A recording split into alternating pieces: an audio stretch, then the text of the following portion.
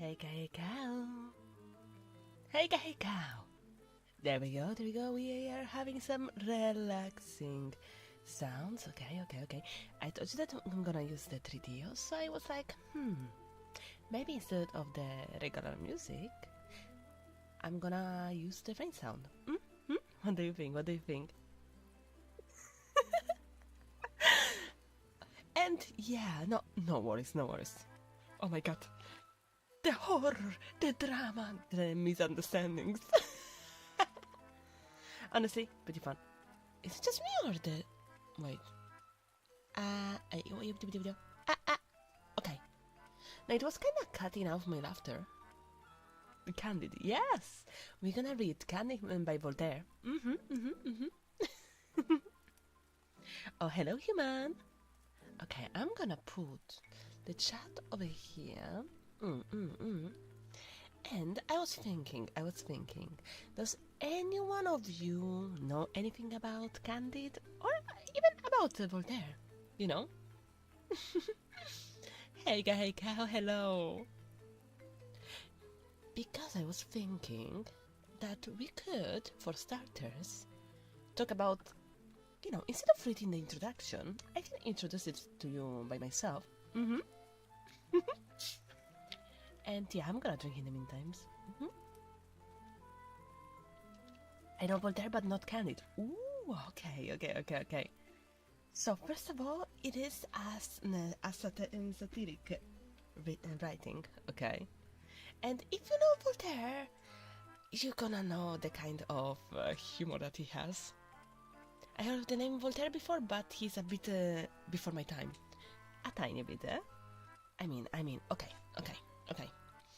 So, let's start talking about Voltaire maybe first. What about it? Okay. So, welcome to the Crash Course. Okay. So, what can we say? First of all, Voltaire was an Enlightenment philosopher, okay? And also,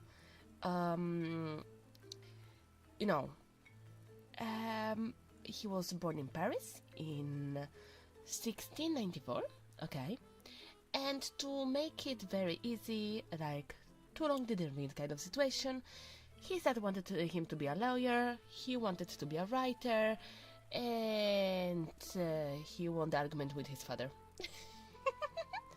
The only thing I know about Voltaire is the epic battle of history. That's an amazing way to know him, you know? A bit Alaska, you're sure? Okay. And, well, he wrote a lot. Like we're talking about pamphlets, short stories, poems, essays, dramas. Oh boy, the drama. He ended up in prison. Okay. Everything was pretty much satirical. Okay. But like, as I said, that he ended up in prison because he decided it was a great idea to make a random verse that was accusing the king of the time of incest with his daughter. So yeah. In fact, Candide, being a kind of true critique to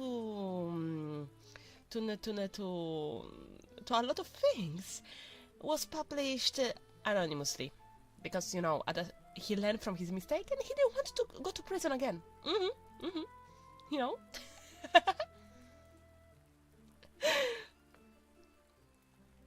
I know that he rigged the lottery or something. I have to say, I don't remember that. I need to check that though. But yeah, no, the thing that you're gonna see in most of his writings, okay, are two main ideas, okay? Okay, the first one is the empiricism. Anyone knows what empiricism is? Let's see. No, man, if I do like that, I'm gonna go into tutor mode. I don't know if that's the best idea. But do you know what empiricism is? it's like an argument, okay, that knowledge, okay, the knowledge of the world and of what surrounds you, okay, is discovered through experience, you know. When they say empirical experience, empirical evidence, okay, so the world is discovered through experience and evidence instead of simple speculations, you know. It's you could kind of assume it with fuck the theory, I want to do it and feel it myself, that kind of thing. You don't believe that the ball is red because you read it, but because you saw it, kind of like that. Oh, shockwave, hi. Okay. And also another thing that is a very big thing in his writings is the religious tolerance. That's maybe pretty regular thing to think about in our times, but surely not in 18th century France. Okay? So yeah, that was one of the reasons for which it was also, published anonymously. Okay. Like, on the religious spectrum, actually, like, he believed in deism, so it's kind of like, not like the God created the world and is watching over you, blah blah blah blah, and has a direct contact with people, but oh yeah, exactly. There was practically no religious tolerance back then for intolerance. Yeah, no, like, it was like, you either believe in my God or you're believing in the wrong one. That was kind of the thing. Darkball, hello! Oh, really? Have a nice break. But yeah, for him, actually, when you think about the religious part, he was thinking about God as someone that just created the world, okay, and just let it be. You create something and you just observe how it survives, kind of thing. Not controlling, trying to mess up with it. It's kind of like a clockmaster, okay? So for him, the deity was like a clockmaster that created a clock, in this case would be the world, and just stepped back to observe it ticking. That was the kind of religious idea that he had, you know. But well, yeah. Now I would say that is pretty much a good intro of who Voltaire was. Let's give a small introduction of what Candide was. What do you think? Hola, I can say doing work. Wanted to say hi, but I'm lurking praise the cow. Oh, thank you, Vinny, and good luck at work. Okay. Alrighty, let me just sit down better. Okay, so I will not pretend I know how to read French. Okay, so we're gonna just say Candide the Optimism. Okay, or it's also called in English as Candide or All for Best, or Candide or the Optimist. Okay. So it is French satire. Okay. So you gonna have a lot of comedy in it. Okay, and a lot of critique for people of different classes, different religions, random situations, and mostly parodies of a lot of cliches. Okay, I'm German. Nah, I'm Polish. Okay, and actually, the thing is that this whole thing started as a reply of Voltaire to the statement that we live in the best of possible worlds. Like, he heard that and he was like, hold my beer here. So yeah, or should we say hold my wine? Let's say that. Okay. I would say, we did an intro, so we could start directly from the contents, because actually in the intro it says a lot of stuff that is happening in the book, and I want to, leave some surprise for you, And I checked that it may take around 2-3 hours to read it, but on the other side, I'm not so sure about, how do you say it, about my reading speed.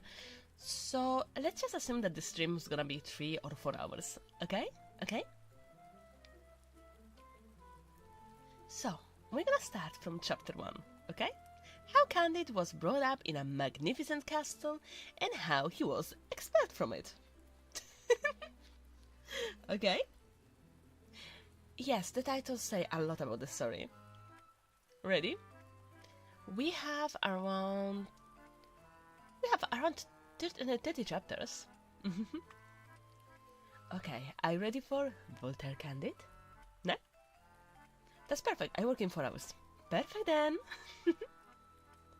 Okay, so, chapter 1. Wait, should I make more of a theatrical voice, like, Chapter 1. How Candide was brought up in a magnificent castle and how he was expelled thence. Oh, hello, hi dear. In a castle in Westphalia. Oh, wait, let me remove the music though. I'm gonna just keep the rain sound. So in that case, if you want, you can put your favorite music under. Highest man. Okay. So. In a castle of Westphalia, belonging to the Baron of the Thunder and Throng, lived a young warm nature had endowed with the most gentle manners. His countenance was a true picture of his soul. He combined a true judgment with simplicity of spirit, which was the reason, I apprehend, of his being called Candide. Okay. The old servants of the family suspected him to have been the son of the Baron's sister, by a god honest gentleman of the neighborhood, whom that young lady would never marry because he had been able to prove only 71 quarterings, the rest of his genealogical tree having been lost through injuries of time. The Baron was one of the most powerful lords in Westphalia, for his castle had not only a gate, but windows. His greater hall even was hung with tapestry. All the dogs of his farmyard worked form a pack of hounds at need. His grooms were his houndsmen, and the creator of the village was his grand almoner. They called him my lord, and laughed at all his stories.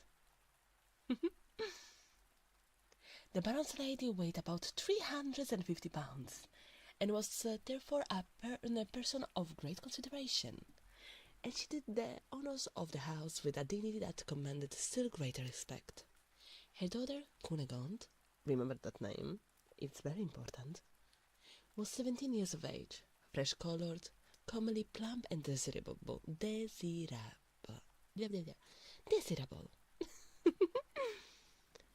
The Baron's son seems to be in very respect worthy of his father. The preceptor Pangloss. Oh, by the way, when we have numbers and so on, I'm gonna, at the end of every sentence, explain what we are talking about. Okay? Okay?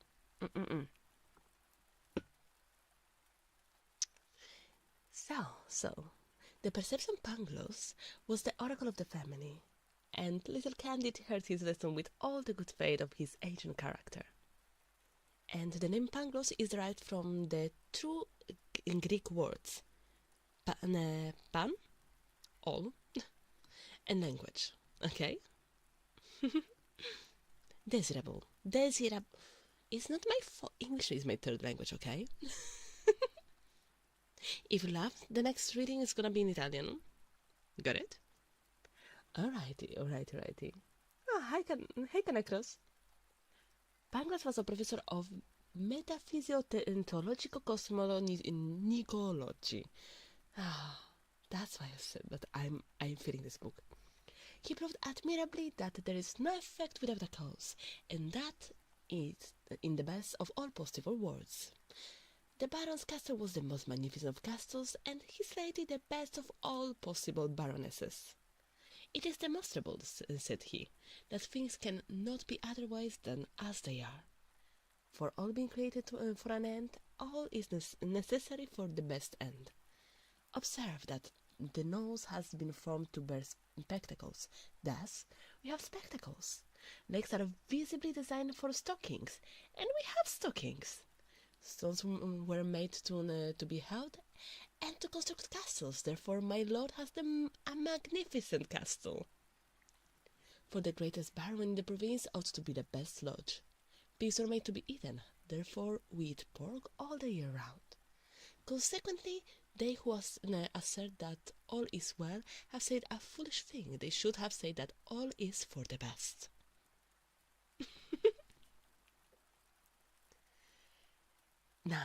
Now, this is also the set of the whole story. Okay. This is what Candide grew up with. Okay, and this is the kind of world that he's gonna see through the whole story. Okay, just to give you a perspective. Candide listened attentively and believed innocently. For he thought Miss Cunegonde extremely beautiful, though he never had the courage to tell her so. He concluded that after the happiness of being born of Baron of Thunder and Tongue, the second degree of happiness was to be Miss Cunegonde, the third that of seeing her every day, and the fourth that of hearing Master Pangloss, the greatest philosopher of the whole province, and consequently of the whole world. One day Cunegonde, while walking near the castle in a little wood which they called a park, saw between the bushes Dr. Pangloss giving a lesson in experimental natural philosophy to her mother's chambered maid, a little brown wench, very pretty and very docile. As Miss Cunegonde had a great disposition for the sciences, she breathlessly observed the repeated experiments of which she was a witness. She clearly... Why are you? She clearly perceived the force of the doctor's reasons, the effects and the causes. She turned back greatly flurried, quite pensive, and filled with the desire to be learned, dreaming that she might well be a sufficient reason for young Candide, and he for her. She met Candide on reaching the castle and blushed. Candide blushed also. She wished him good morrow in a faltering tone, and Candide spoke to her without knowing what he said. The next day after dinner, as they went from the table, Cunegonde and Candide found themselves behind a screen. Cunegonde let fall her handkerchief. Candide picked it up. She took him innocently by the hand. They both as innocently kissed the young lady's hand with the particular vivacity, sensibility, and grace. Their lips met, their eyes sparkled, their knees trembled, their hands stayed. Baron Thunder the Trunk passed near the screen, and beholding his cause and effect, chased Candide from the castle, with great kicks on the backside. Cunegonde fainted away. She was boxed on the ears by the Baroness as soon as she came to herself, and all was consternation in the most magnificent and most agreeable of all the possible castles. So, that's how he got kicked out of the house. Oh, thank you, Hugo. Well, time for chapter 2, shall we? Alrighty, so what became of Candide among the Bulgarians? What happened? Candide, driven from territorial paradise, walked a long while without knowing where, weeping, raising his eyes to the heaven, turning them often towards the most magnificent of castles, which imprisoned the poorest of noble young ladies. He lay down to sleep without supper, in the middle of the field between two furrows. The snow fell in large flakes. Next day, Candide, all benumbed, dragged himself towards the neighboring town, which was called... Having no money, dying of hunger and fatigue, he stopped sorrowfully at the door in an inn. Two men dressed in blue observed him. I will not read that name. Waldenberg of Trampdikdorf. Walder, okay, city of Walder, town of Walder. Comrade, said one, here is a well-built young fellow, and of proper height. They went up to Candide and very civilly invited him for dinner. Gentlemen, replied Candide, with the most engaging modesty, you do me great honor, but I have not wherewithal to pay my share. Oh, sir, said one of the Blues to him, people of your appearance and of your merit never pay anything. Are you not 5 feet 5 inches high? Yes, sir, that is my height, answered he, making a low bow. Come, sir, sit yourself. Not only will we pay your reckoning, but we will never suffer such a man as you to want money. Men are only born to assist one another. You're right, said Candide. This is what I was always told by Mr. Pangloss, and I see plainly that all is for the best. They begged him to accept a few crowns. He took them, and wished to give them his note. They refused. They seated themselves at the table. Love you not deeply? Oh, yes, answered he. I deeply love Miss Cunegonde. No, said one of the gentlemen. We ask you if you do not deeply love the king of the Bulgarians? Not at all, he said, for I have never seen him. What? He's the best of the kings, and we must drink his health. Oh, very willingly, gentlemen. And he drank. That's enough, they told him. Now you are the help, the support, the defender, the hero of the Bulgarians. Your fortune is made, and your glory is assured. Bro-code, totally bro-code. Instantly they feted him and carried him away to the regiment.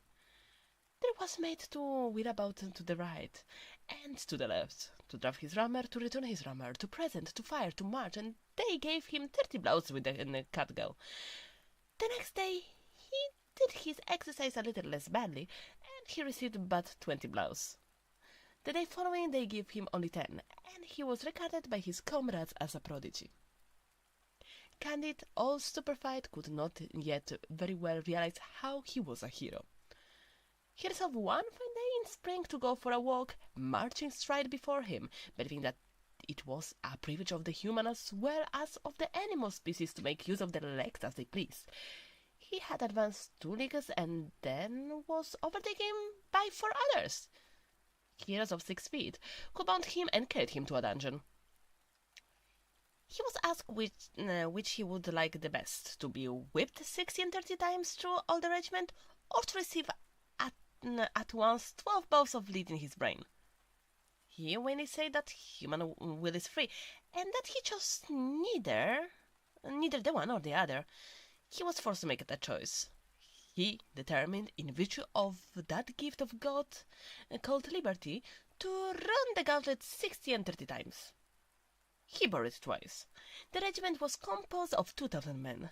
That composed for him 4,000 strokes, which laid bare all his muscles and nerves, from the nape of his neck quite down to the rump. As they were going to proceed to a 3rd whipping, Candide, able to bear no more, begged as a favour that they would be so good and to shot him. He obtained this favour. They bandaged his eyes and bade him kneel down. The king of the Bulgarians passed at this moment and ascertained the nature of the crime.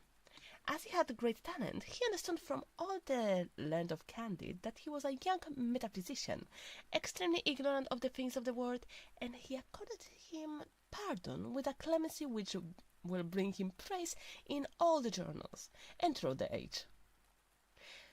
An able sojourn cured Candide in 3 weeks by means of emollients taught by Dioscorides, and he was already a little skin, and was able to march when the king of the Bulgarians gave battle to the king of Abares. Oh, yeah, and also the Abares were like a tribe of Tartans, okay, settled in the shore of the Danube. Danube? It's called Danube in English. who later dwelled in the part of the Circassia. Hi, Leno. Now it's time for chapter 3. Okay. How Candide made his escape from the Bulgarians and what afterwards became of him. Very direct, to the mark, easy. There was never anything so gallant, so brilliant, and so well disposed as the two armies. Trumpets, fifes, haunty boys' drums, and cannon made music such as hell itself had never heard. The cannons first of all laid flat about 6,000 men on each side. The muskets swept away from the best of the world's 9 or 10,000 ruffians who invested its surface. The bayonet was also a sufficient reason for the death of several thousands. The whole might amount to 30,000 souls. Candide, who was trimmed like a philosopher, hid himself as well as he could during the heroic butchery. At length, while the two kings were causing the dome to be sung each in own camp, Candide resolved to go to reason elsewhere on affecting causes. He passed over heaps of dead and dying, and first reached a neighboring village. It was in cinders. It was a bad village which the Bulgarians had burned according to the laws of war. Here old men covered with wounds beheld their wives hugging their children to the bloody breast, massacred before their faces. There their daughters disbowled and breathing their last after having satisfied the natural wants of Bulgarian heroes, while others, half burned in the flames, begged to be dispatched. The earth was strewn with brains, arms, and legs. Candide flew quickly to another village. It belonged to the Bulgarians, and the Abarian heroes had treated it in the same way. Candide, walking always over palpitating lips or across ruins, arrived at last beyond the set of war. With a few provisions in his knapsack, and Miss Cunegonde always in his heart, his provisions failed him when he arrived in Holland. But having heard that everybody was rich in that country, and that they were Christians, he did not doubt that he should meet with the same treatment from them as he had met with the Baron's castle, before Miss Cunegonde's bright eyes were the cause of his expulsion thence. He asked alms of several grave-looking people, who all answered him that if he continued to follow this trade, they would confine him in the house of correction, where he should be taught to get a living. The next he addressed was a man who had been haranguing a large assembly for a whole hour on the subject of charity. But the orator, looking accused, said, "What are you doing here? Are you for the good cause?" "There can be no effect without a cause," modestly answered Candide. "The whole is necessarily concatenated and arranged for the best. It was necessary for me to have been banished from the presence of Miss Cunegonde, to have afterwards run the gauntlet, and now it is necessary I should beg my bread until I learn to earn it. All this cannot be otherwise." "My friend," said the orator to him, "do you believe the Pope to be an Antichrist?" "Ha! I have not heard it," answered Candide, "but whenever he be, or whatever he be not, I want bread." "Thou don't deserve to eat," said the other. "Begone, rogue, begone, wretch, do not come near me again." That actually makes me think about, there was a situation where the... Wait, it was the Osup thing. Back in, wait, let me, I'm gonna tell you right now. Wait.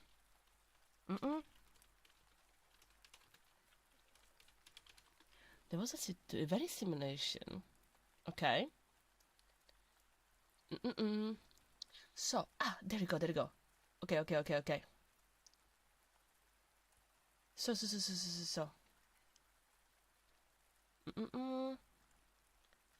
Let's see. Ba-da-ba-ba-ba.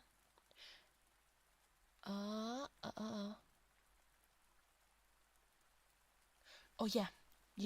Because if you think about it, you know that there was the great famine in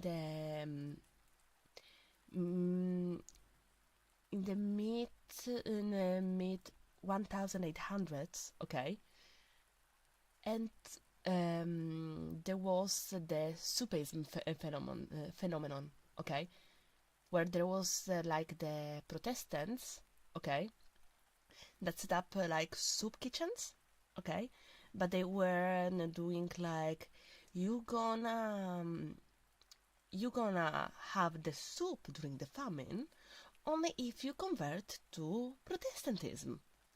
And they did it in Ireland that was Catholic. That's actually why there is the phrase of taking the soup as well. But that's literally the same situation. Okay, returning to the book. Let's see. Ba-da-pa-pa. Let's go back to us. Okay. The writer's wife, putting her head out of the window and spying a man that dubbed whenever the poet was Antichrist, poured over him a full of, oh heavens, to what excess does religion still carry the ladies?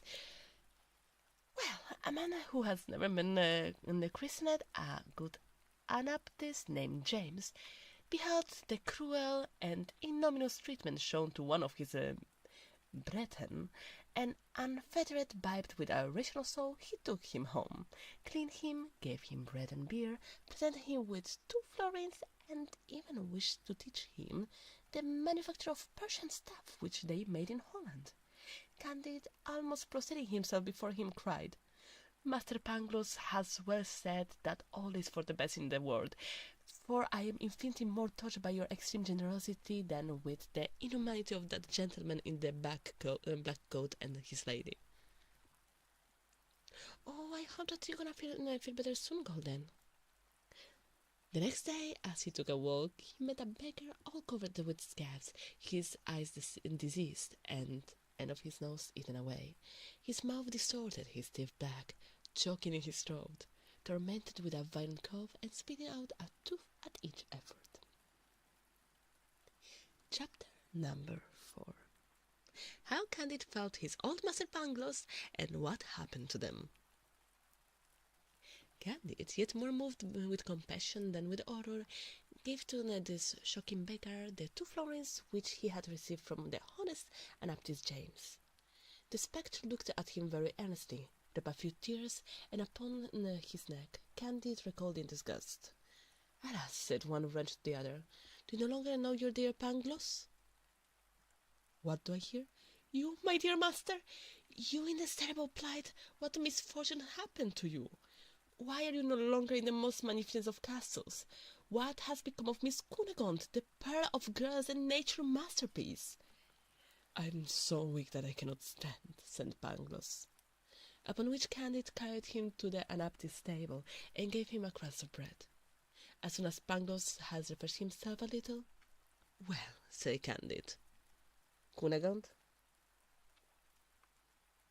She's dead, replied the others. The other. That's a way. Thank you, Pangloss. That's really a way to give a notice like that. Candide fainted at this word. Duh. His friend recalled his senses a little bit vinegar which he found by chance in the stable. Candide reopened his eyes. Cunegonde is dead. Ah, best of worst, where are thou? But of what illness did she die? Was it not for grief upon seeing her father kick me out of the magnificent castle? Nope, said Pangloss. She was ripped open by the Bulgarian soldiers after having been violated by many. They broke the Baron's head for attempting to defend her. My lady, her mother, was cut in pieces. My poor pupil was served just in the same manner as his sister, and as for the castle, they have not left one stone upon another. Not a barn, not a ship, not a duck, not a tree. But we had our revenge, for the Abares have done the very same thing to the neighboring barony, which belonged to the Bulgarian lord. At this close, Candide fainted again, but coming to himself, and having said all that it became him to say, inquired into the cause and effect, as well as into the sufficient reason that had reduced Pangloss to so miserable a plight. Alas, said the others, it was love. love, the comfort of the human species, the preserver of the universe, the soul of all sensible beings. Love. Tender love. Alas, say Candide, I know this love, that sovereign of hearts, the soul of our souls, yet it never cost me more than a kiss and 20 kicks in the backside. How could this beautiful cause produce you an effect so abominable? Pangloss made answers in those terms. Oh, dear Candide, you remember Paquette, that pretty wench who waited on our noble Baroness, you know, the one that he was teaching, trademark, in the bushes at the beginning of the book. That one. Well, in her arms I tasted the delight of paradise, which produced in me those hell torments with which you see me devoured. She was infected with them. She is perhaps dead of them. This present Pasquet received of a learned grey friar who had traced it to its source. He had it of an old countess who had received it from a cavalry captain who owned it to a marchioness who took it from a page who had received it from a Jesuit who, when a novice, had it in a direct line from one of the companions of Christopher Columbus, alias he got STD. A very important subject, absolutely. For my part, I shall give it to nobody. I am dying. Oh, Pangloss, cried Candide, what a strange genealogy!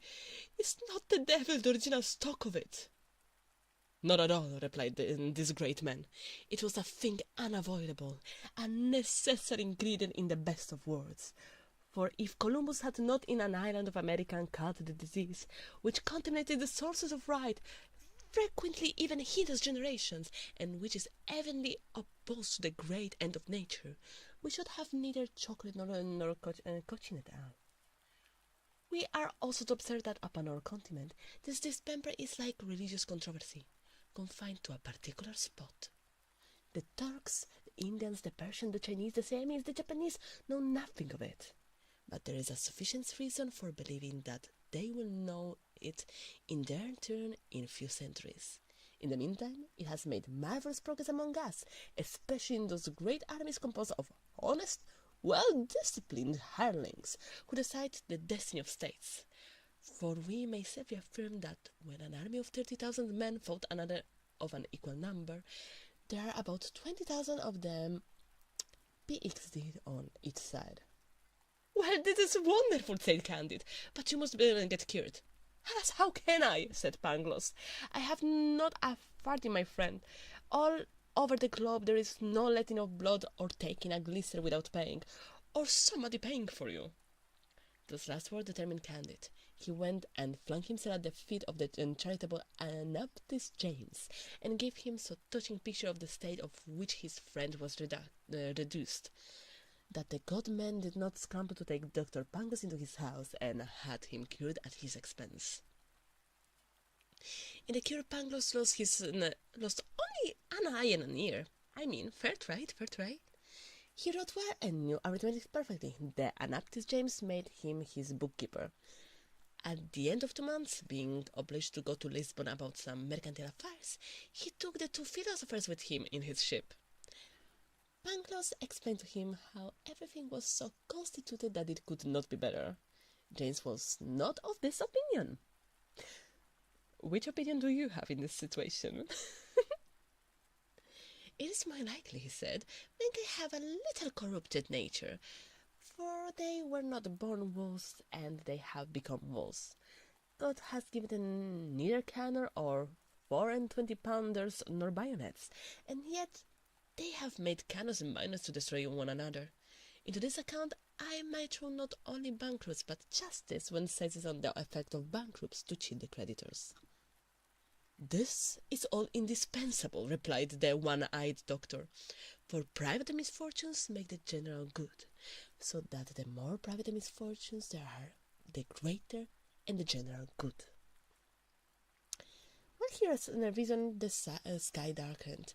The wind blew from the 4 quarters, and the ship was assailed by the most terrible tempest within the side of the port of Lisbon. Nice. Well, chapter number 5. tempest, shipwreck, earthquake, and what became of Dr. Pangloss, Candide, and James the Anabaptist?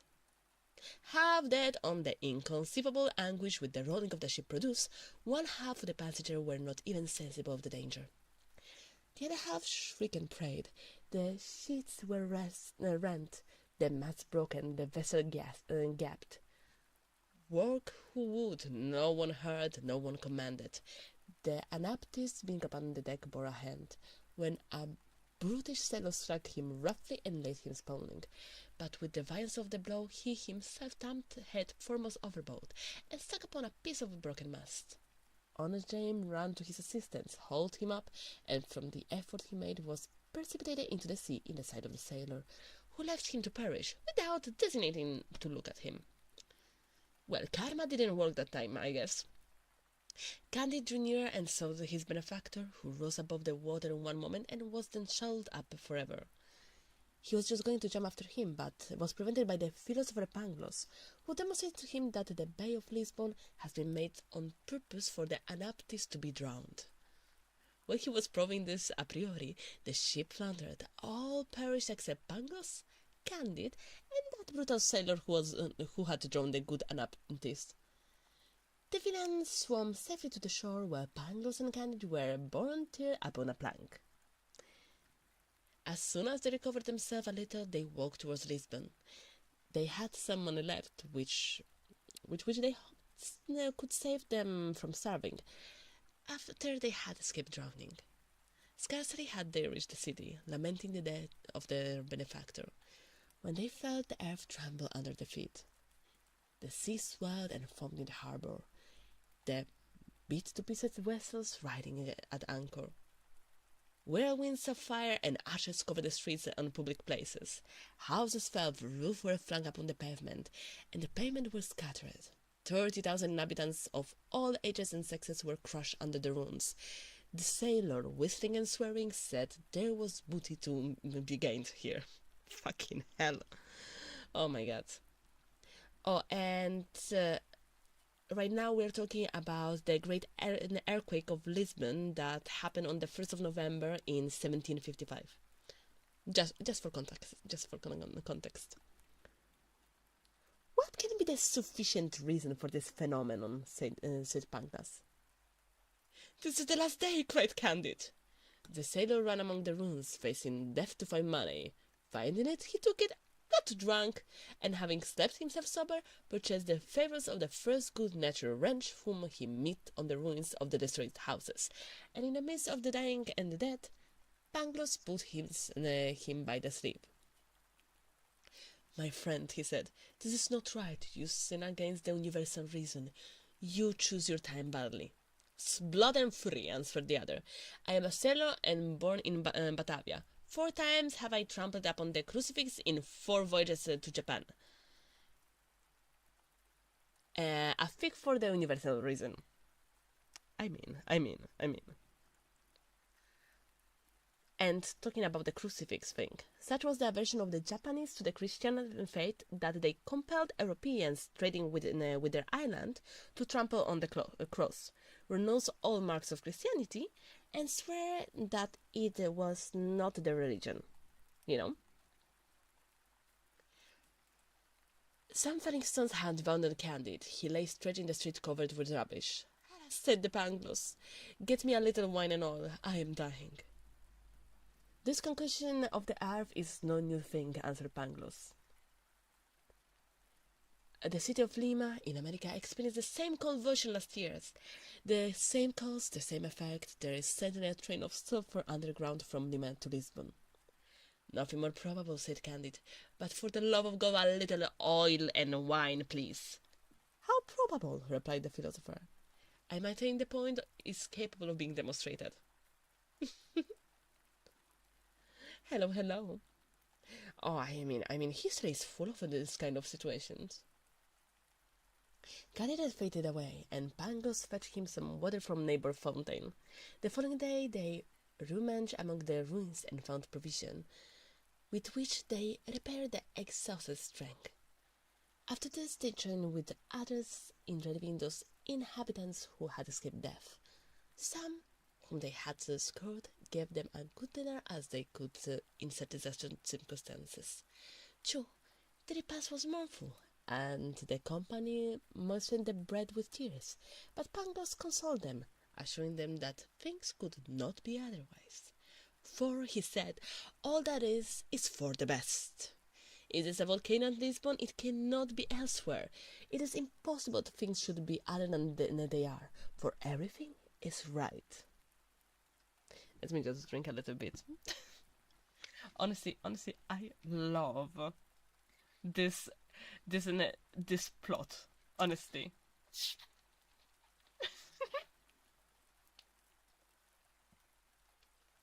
Hi, Blue.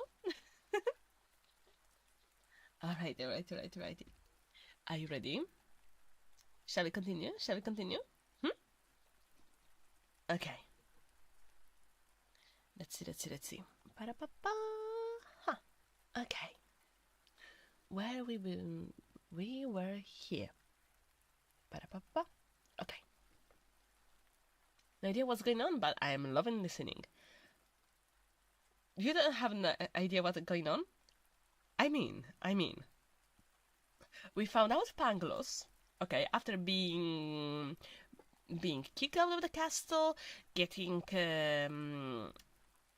into the Bulgarian army by mistake, kind of kidnapped into it,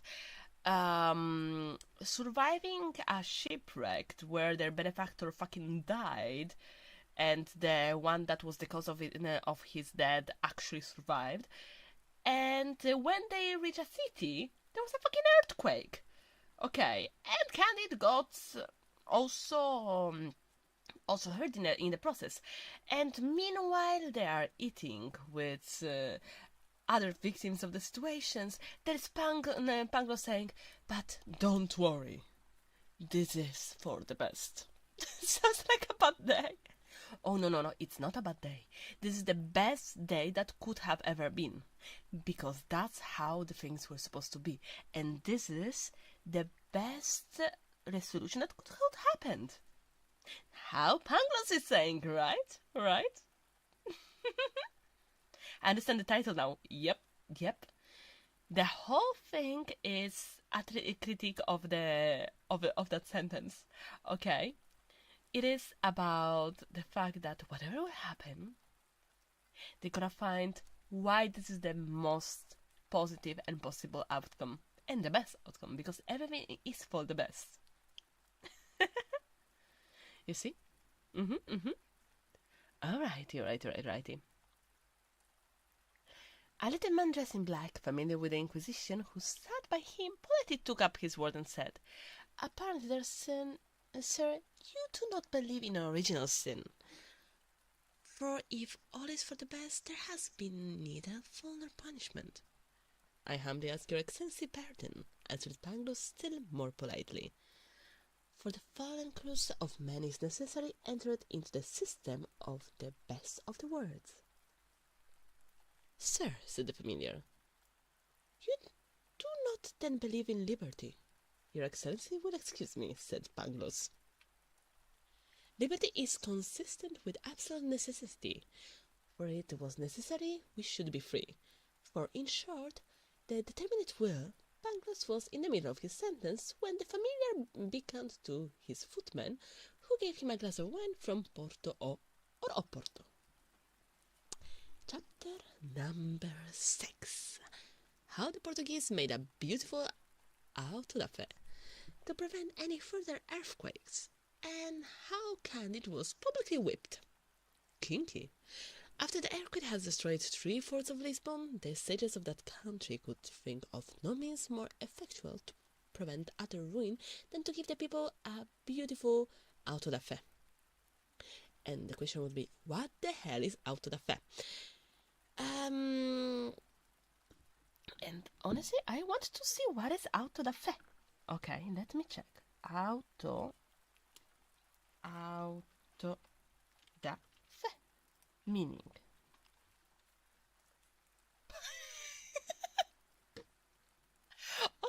Okay. I should have expected it. Auto da fé, it's the burning of a heretic by the Spanish Inquisition. Yep, means act of faith and consists of burning books usually. Oh, I mean, was ritual of public penance carried out between the 15th and 19th centuries. But yeah, it mostly says about burning of a heretic, not about burning things. Fun evening activity for the whole family. Yes, arson! Arson with friends. Should we call the uncle? Well, that escalated quickly. That's for sure.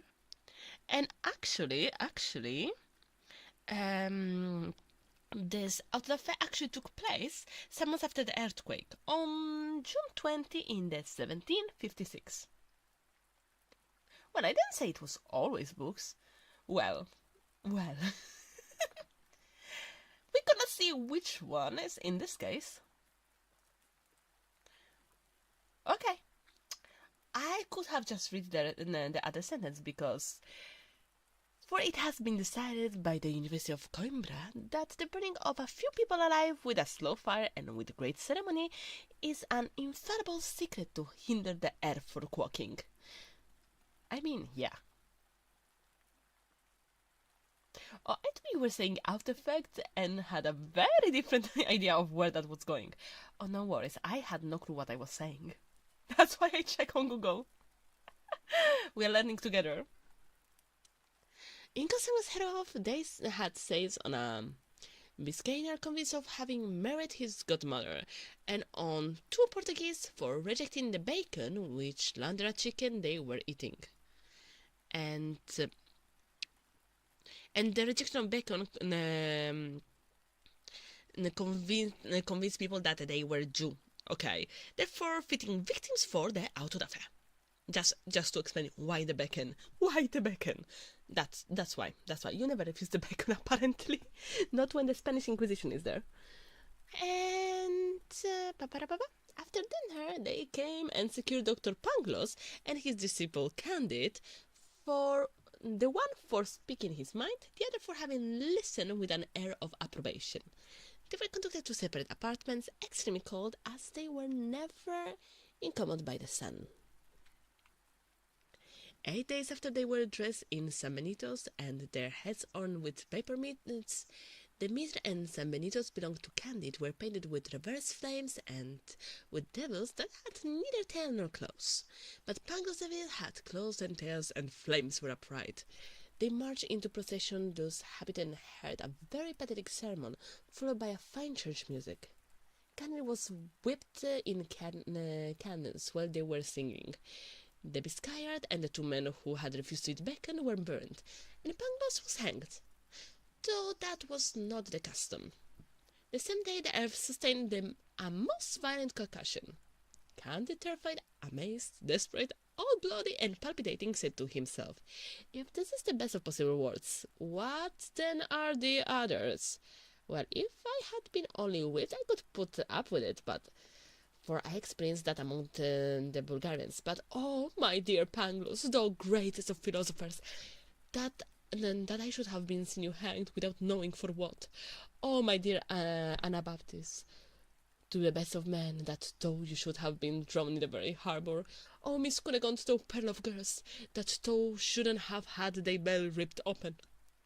By the way, the San Benito's, it's like a loose overgarment painted with flames, figures of devils, and the victim's own portrait, etc., worn by persons condemned to death by the Inquisition when going to the stake on the occasion of the Auto da Fé.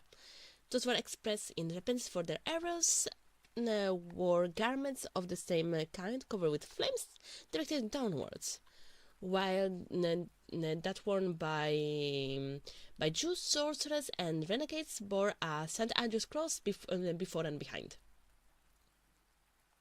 My last message was auto-modded. What? What did you write? What did you write?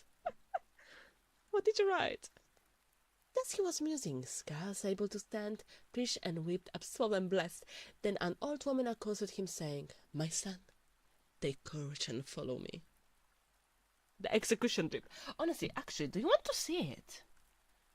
Wait. Let's see if I can find it for you.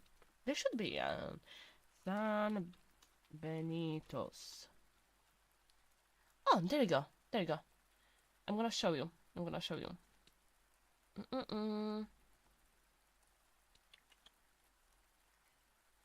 San Benito, San Benito. Okay. There you go. There you go. You want to see a San Benito? Now you're gonna see a San Benito. Papa, para papa. San Benito. Yes, it's the execution drip. Let's see, let's see. Oh, there's a colored one. Wait, save image. Da-da-da. Like this. If you want to see some color for the drip. There you go. Ta-da! So like that you have a picture of what's going on, you know? Now imagine someone joining the stream with no context of what's happening.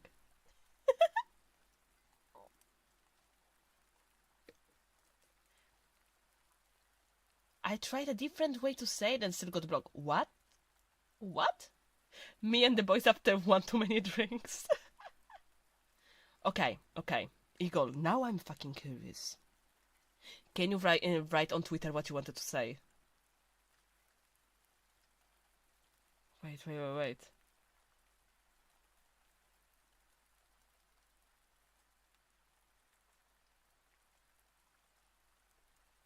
Come on, please, please. I'm crucified. No, okay.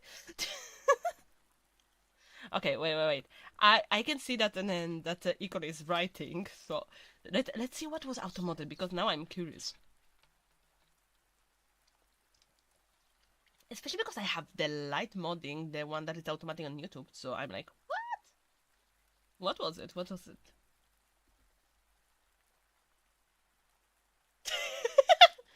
Burning heretics is something the whole village can enjoy. Yes. It's a family activity. It's how do you call it? Community building. That's how we call it. Yeah. Team building, community building, group activities. Go, little Bobby. Throw a rock to the heretic. Go. If I didn't get cancelled from the other streams, that's gonna be it. Okay, ready? Now, time for chapter 7. How the old woman took care of Candide and how he found the object he loved. Candide did not take courage but followed the old woman to a decayed house, where she gave him a pot of pomatum to annul his sores, showed him a very neat little bed with a suit of clothes hanging up, and left him something to eat and drink. Eat, drink, and sleep, she said, and may Our Lady of Atocha, the great Saint Anthony of Padua, and the great Saint James of Compostela receive you under their protection. I shall be back tomorrow. Oh, let's see. I know that Saint Anthony is for the lost objects, but I don't know the others. Let me see. Oh, let's see. So, page 26. This Notre Dame is of wood. Every year she weeps on the day of her fete, and the people weep also. One day the preacher, seeing a carpenter with dry eyes, asked him how it was that he did not dissolve in tears when the Holy Virgin wept. My reverend father replied, "It is I who refastened her in her niche yesterday. I drove 3 great nails through her behind. It is then she would have wept if she had been able." Voltaire. What? That doesn't explain. Oh, that's the Lady of Atocha. Oh, okay. So the Lady of Atocha, they are talking about the weeping Holy Virgin. Okay, gotcha. Time to clip it for more drama. Yes, please. Yes, absolutely.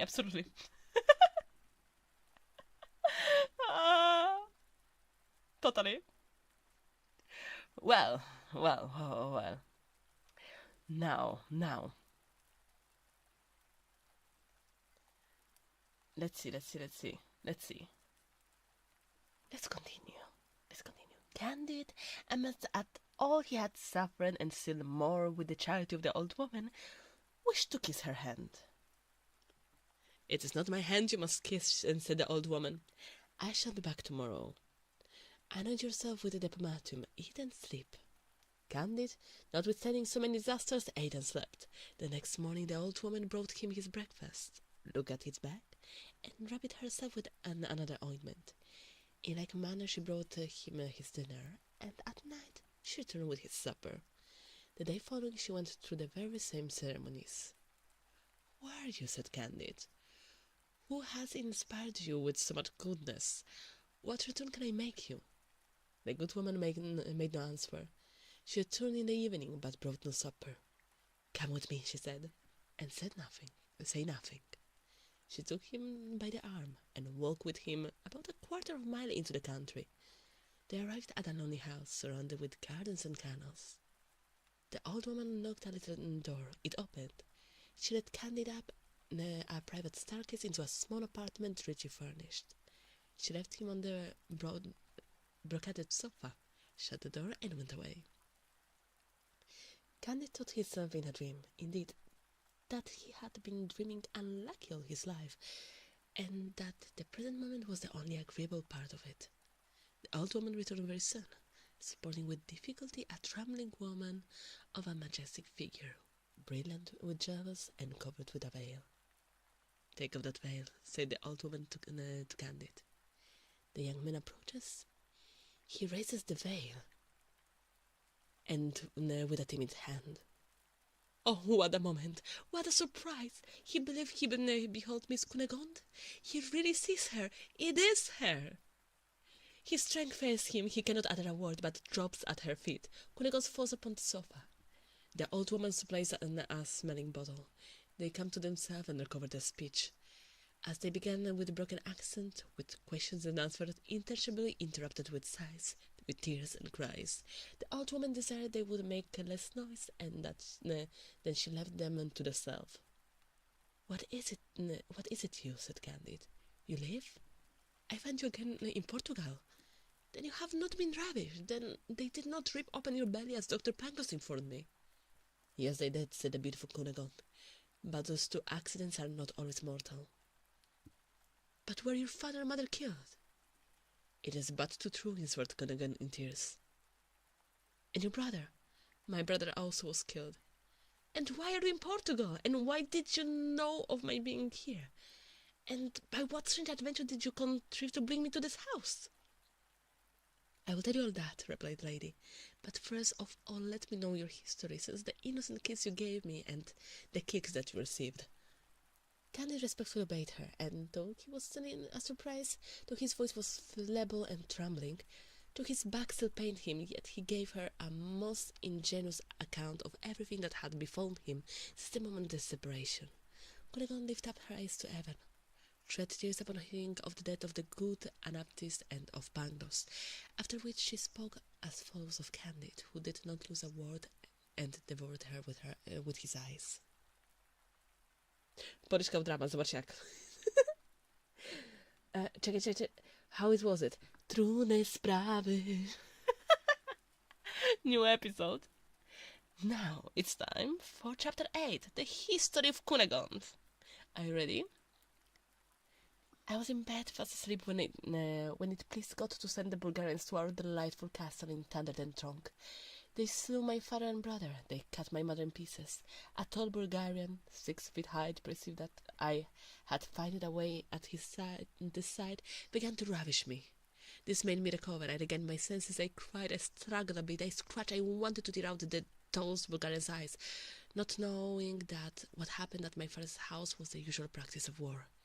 The brute gave me a cut in the left side with his hanger, and the mark is still upon me.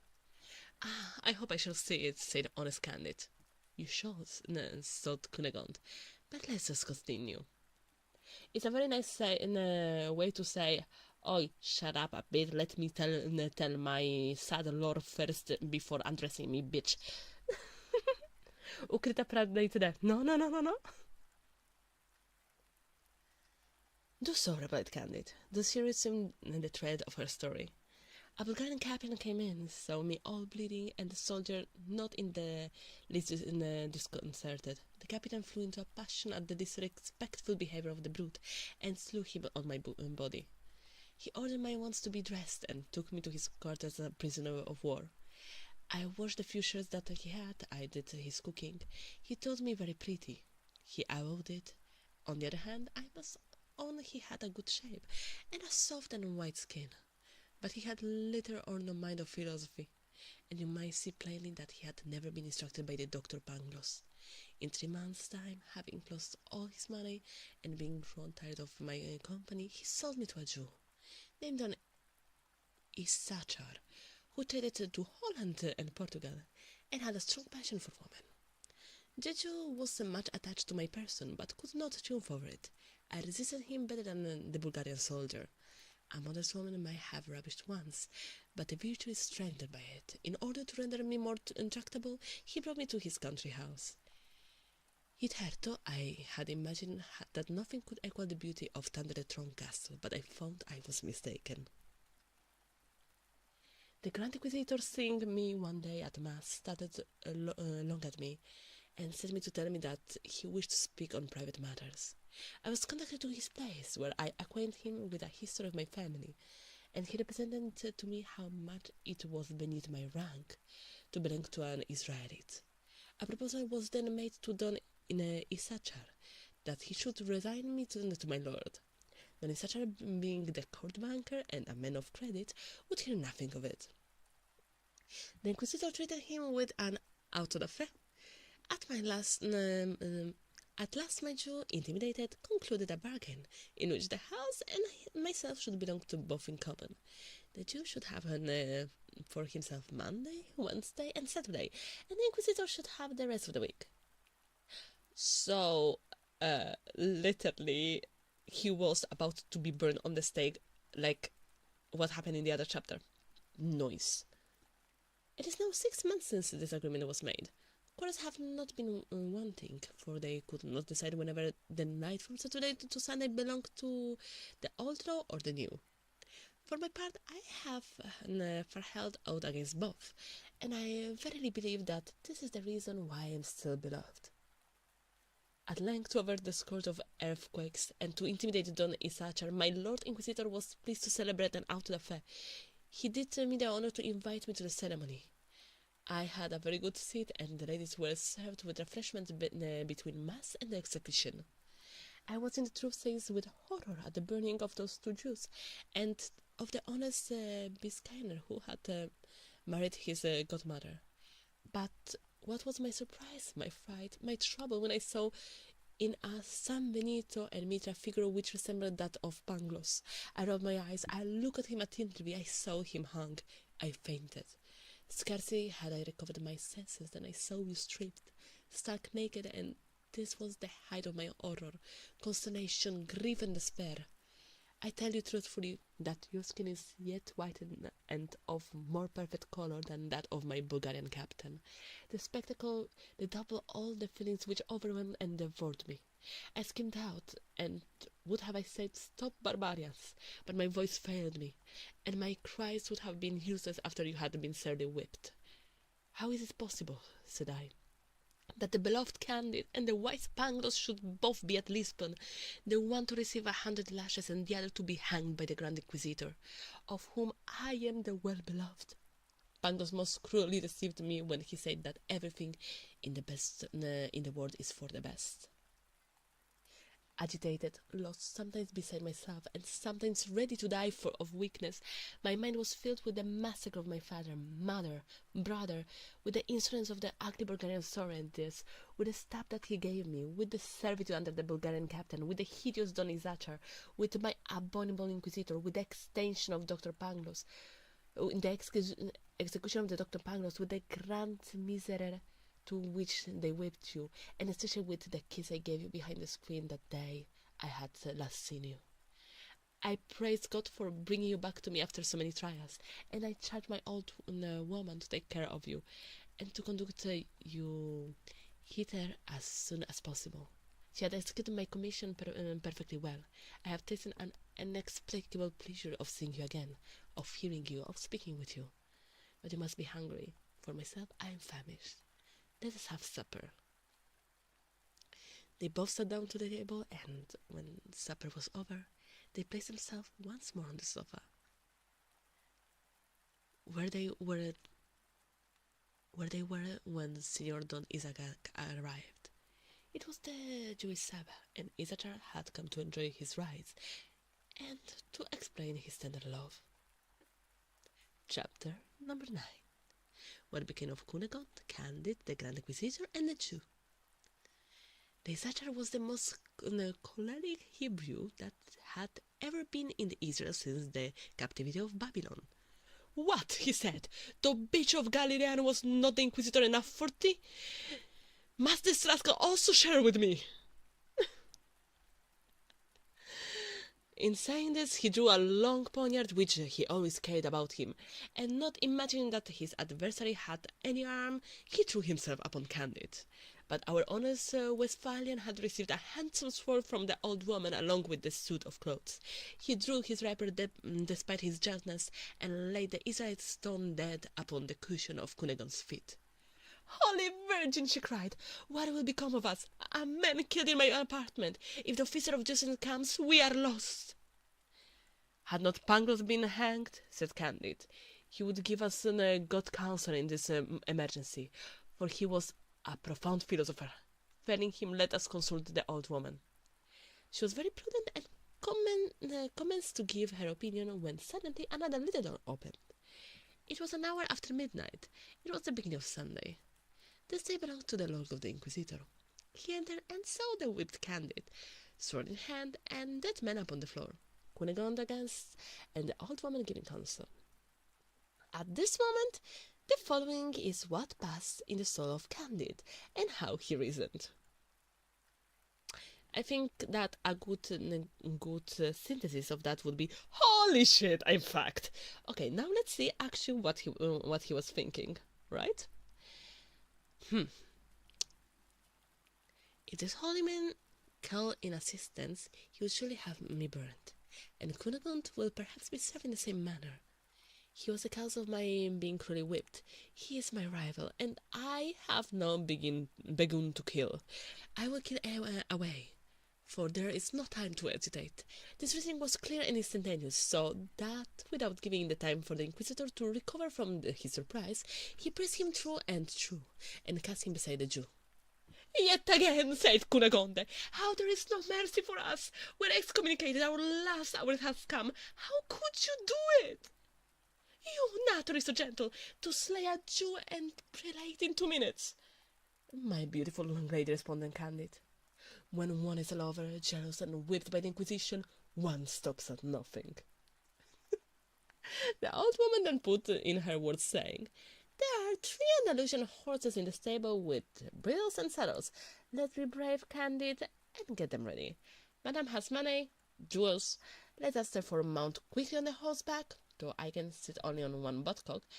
Let us sit out for Cadiz. It is the finest weather in the world, and there is a great pleasure in travelling in the cool of the night." Immediately Candide saddled the 3 horses, and Cunegonde, the old woman, and he travelled 30 miles at a stretch. While they were journeying, the Holy Brotherhood entered the house. My Lord the Inquisitor was entered in a handsome church, and his car's body was thrown up the dughill.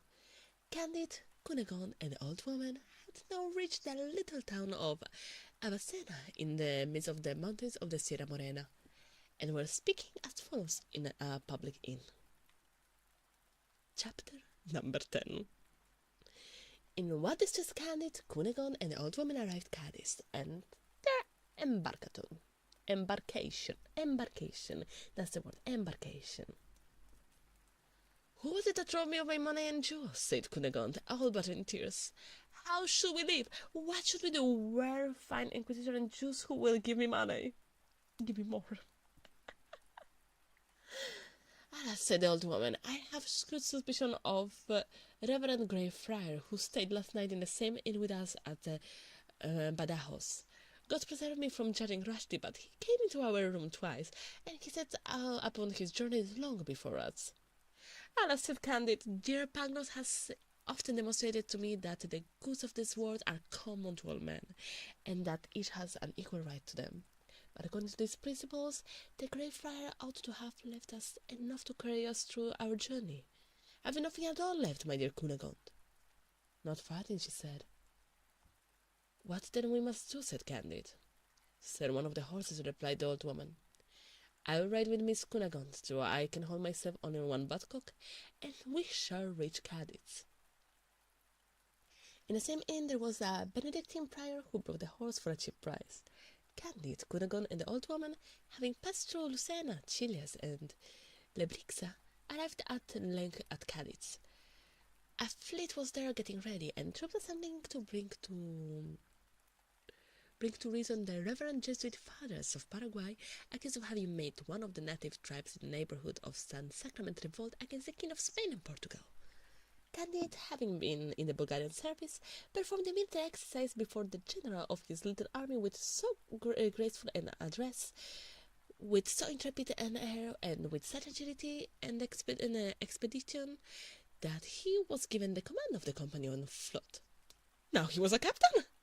He set sail with Miss Cunegonde and the old woman, 2 valets and 2 Andalusian horses, which had belonged to the Grand Inquisitor of Portugal. Details, just details. During their voyage there risen a good deal of the philosophy of poor Pangloss. We are going into another world, said Candide, and surely it must be there that all is for the best. For I must confess there is reason to complain a little of what happened in our world in the guise of both natural and moral philosophy. I love you with all my heart, said Cunegonde, but my soul is still full of fright at the which I have seen and experienced. All will be well, replied Candide. The sea of this new world is already better than our European sea. It is calmer, the winds are more regular. It is certainly the new world which is the best of all possible. God grant it, said Cunegonde, but I have been so horribly unhappy there that my heart is almost closed to hope. You complain, said the old woman. As you have not known such misfortune as mine. Cunegonde almost broke out laughing, finding good woman very amusing for pretending to have been as unfortunate as she. No mind the horses, I sold them for the Grand Inquisitor. I'm more that. Yeah, exactly. We don't talk about the horses.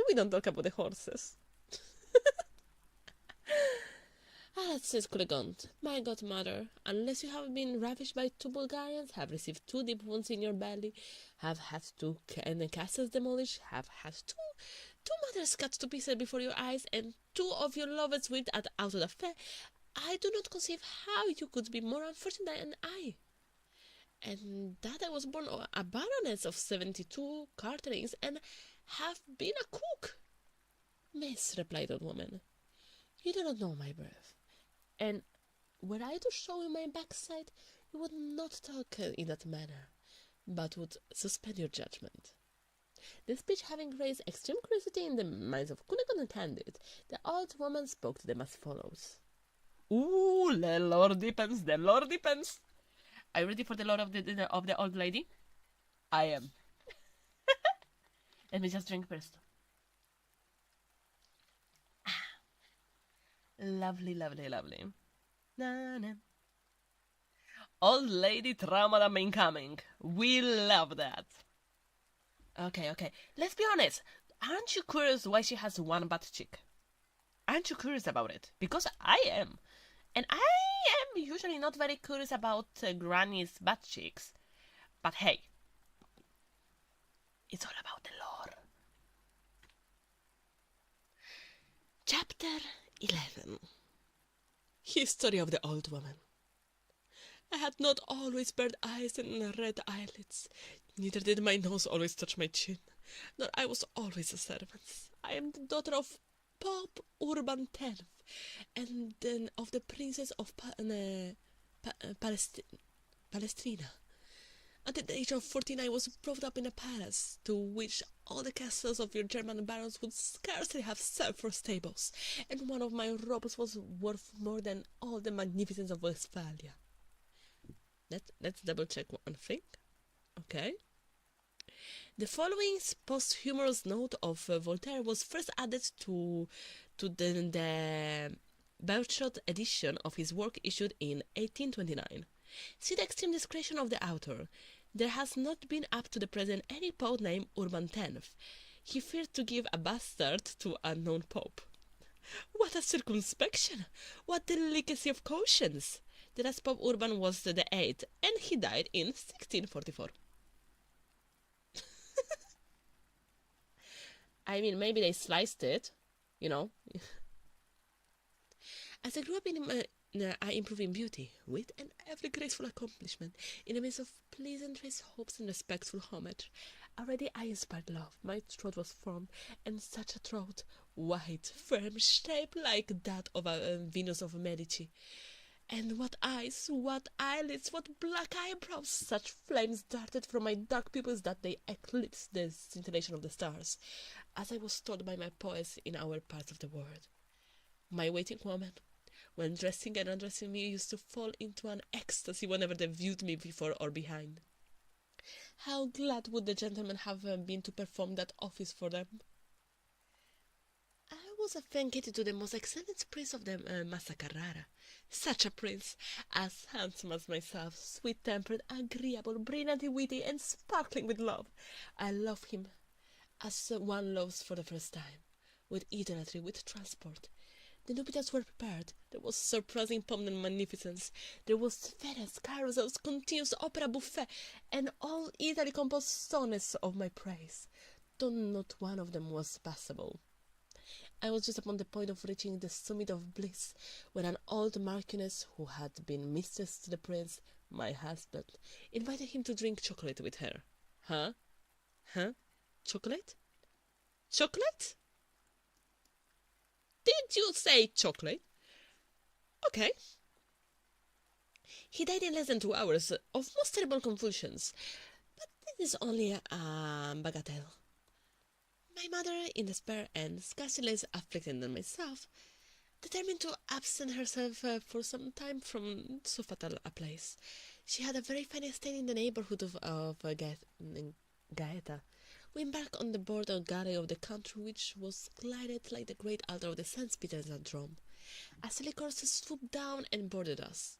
Our men defeated themselves like the Pope's soldiers. They flung themselves upon the knees and threw down their arms, begging of the corsairs an absolution in articulo mortis. It's a simple of chocolate meme. Yep. Honestly, I have to say, can we talk about how good the sentence is? How men defended themselves like the Pope's soldiers. They flung themselves upon their knees and begged for mercy. Holy shit. I love this kind of writing. Actually, for me, it's a little bit different experience, because I read it in Italian. Okay. So, and instead of getting it immediately, I read it, I stop, I'm like, oh shit! Reread it and then laugh. Instead, they were stripped as bare as monkeys. My mother, our maid of honor, and myself were all served in the same manner. It is amazing that with that expedition those generally undressed people. But what surprised me the most was that they thrust their fingers into the part of our bodies which the generality of women suffer no other instrument but pipe swenter. It appeared to me a very strange kind of ceremony. This one chatted of things when one has not seen the word. Afterwards learned that it was to try whenever we had concealed any diamonds. This is the practice established by time immemorial among civilized nations that scour the seas. I was informed that the very religious knights of Malta never fail to make their search when they take any Turkish prisoners of either sex. This is the love of nations from which they never deviate. Fucking hell. That's a great excuse for assault. But it's better in the original language, but I like the translation. Honestly. Yeah, it's kind of like one insult after another. Honestly. But can we talk about how it's how great it's written? Because like it is written like, oh yeah, no, I mean it's pretty unusual, but hey, I haven't been a lot outside of my place, so I guess each place has their own traditions, even if they stick fingers up your butt. Well, who am I to disrespect traditions, I guess? Oh, fuck. Oh, fuck. If I ever became a pirate, I'm gonna use that as a joke. When in Rome, do like the Romans. The roasting is timeless, honestly. It's so well written, it takes a moment to realize you are being condescended. Yeah, exactly. Exactly. You are a pirate. Yo ho. Ouch, ouch, ouch, ouch. Ah. I need not tell you how great a hardship it was for a young princess and her mother to be made slaves and carried to Morocco. You may easily imagine that we all had to suffer on board the pirate vessel.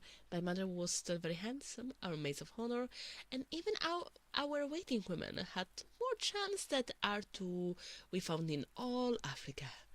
As for myself, I was ravished, yes, I was ravishing, was exquisite grace itself, and I was a virgin. I did not remain so long. This flower, which has been preserved for the handsome prince of Massa Carrara, was plucked by the corsair captain. He was an abominable and whoa, and yet believed that he did me a great deal of honor. Certainly the princess of Palestrina and myself must have been very strong, so through all that we experienced until our arrival at Morocco. But let us pass on. There are such common things and not to be worth mentioned. I'm scared of the internet, so I'm not reading all the words. Morocco swam in the blood when they arrived. 50 sons of the Emperor Mulimar had each their other hands. This produced 50 civil wars of blacks against blacks, and blacks against 20s, and 20s against 20s, and mulattoes against mulattoes. In short, it was a continual carnage through the empire. Yeah, it's a big known word. Yeah, I have to say, like, I don't know a lot of known words, okay? That's a very cute way of saying it, holy shit. Okay, but I'm like, if I'm not sure if I can say it, I just don't say it. I know that one is something that you cannot say. No, thank you. Alright. What? Well, that was my bottle. Safe choice. Yeah, better safe than sorry. You know? Okay. Wait, let me just take off 1 second the hoodie, because it's starting to getting warm here. 1 second. Okay. Wait. I can see that I'm moving all over the screen, but hey. Oh my god, Candide, I read this in high school, it was so funny. Honestly, I love it. It is my first time reading it in English, honestly. But it is great. Honestly. Oh, thank you for tipping the cat, Silbury. Alrighty. Now. Ready, steady. Let's continue. Okay, where we were. Pipes to enter. No, okay. Oh, no sooner were landed than, wait. Next to the jewels and gold, we were the most valuable things he had. I was witness to such a battle as you have never seen in your European climates. The northern nations have not that heat in their blood, not that raging lust for women so common in Africa. It seems that you Europeans have only milk in your way. Only milk in your veins? What? What?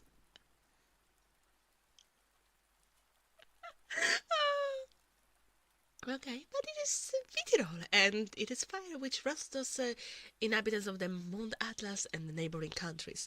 They fought with the fury of lions, tigers, and serpents of the country, to see who should have us. Amor seized my mother by the right arm, while my captain and lieutenant held her by the left. Amory's soldier had hold of her by one leg, and one of our corsairs held her by the other. Thus almost all our women were drawn in quarters by four men. My captain concealed me behind him, and with his drawn scimitar cut and slashed everyone that opposed his fury. At length I saw all our Italian women and my mother herself torn, mangled, massacred by the monsters who disputed over them. The slaves, my companions, those who had taken them, soldiers, sailors, blacks, whites, mulattoes, and at the end my captain, all were killed, and I remained dying on a heap of death. Such scenes as this were transcended through an extent of 300 leagues, and yet they never missed the 5 prayers a day ordained by Mahomet. With difficulty I disengaged myself from such a heap of slaughtered bodies, and crawled to a large orange tree on the bank of the neighboring rivulet, where I fell, oppressed with fright, fatigue, horror, despair, and hunger. Immediately after, my senses overpowered gave themselves up to sleep, which was yet more swimming than repose. I was in the state for weakness and insensibility between life and death, when I felt myself pressed by something that moved upon my body. I opened my eyes and saw a white man, of good countenance, of whose sign and who said between his teeth,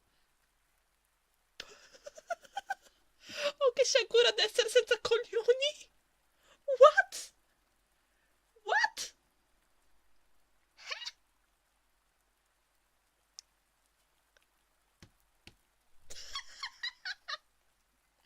Sorry. It literally means it fucking sucks to be an eunuch. It fucking sucks to be without a dick. That's what he said.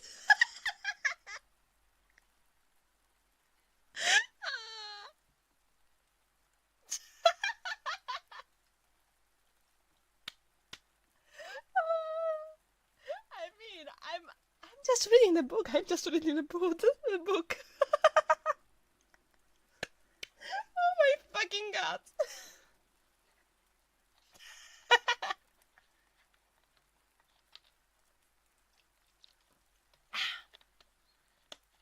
Leave the poor eunuch son. No, he was damning his fate because he wanted to fuck her. That's the whole point. Okay, he found her unconscious, alone, isolated under a tree. And he was like, shit, why don't I have a dick anymore? I did not remember that part. The adventures of the old woman continued. Oh, that's not it. That's not it. There's still more lore. Are you ready for this? Astonished and delighted to hear my native language, and not less surprised at what this man said, I made answer that there were much greater misfortune than that of which he complained.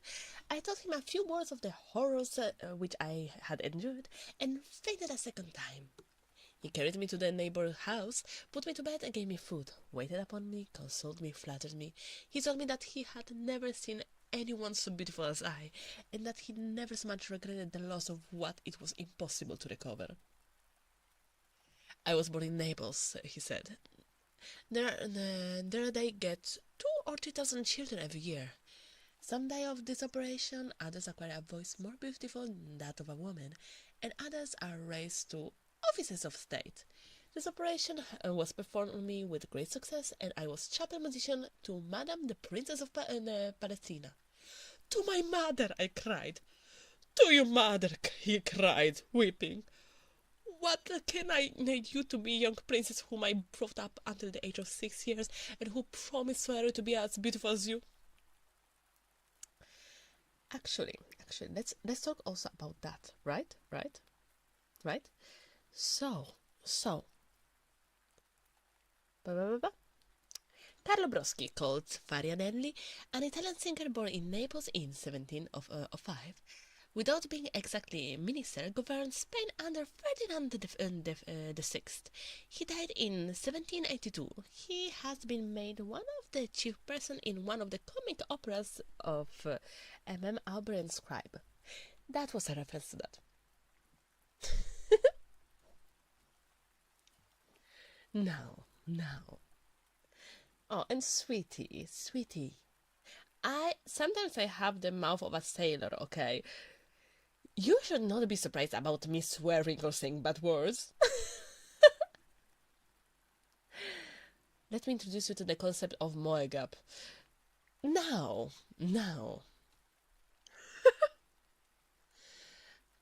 It is I indeed, but my mother lies 400 yards hence, storing quarters under a heap of dead bodies.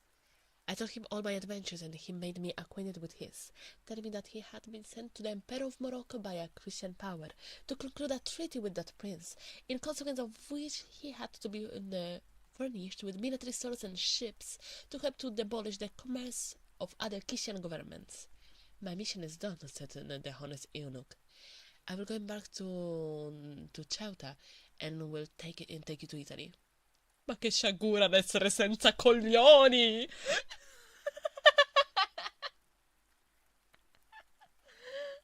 I fucking love this.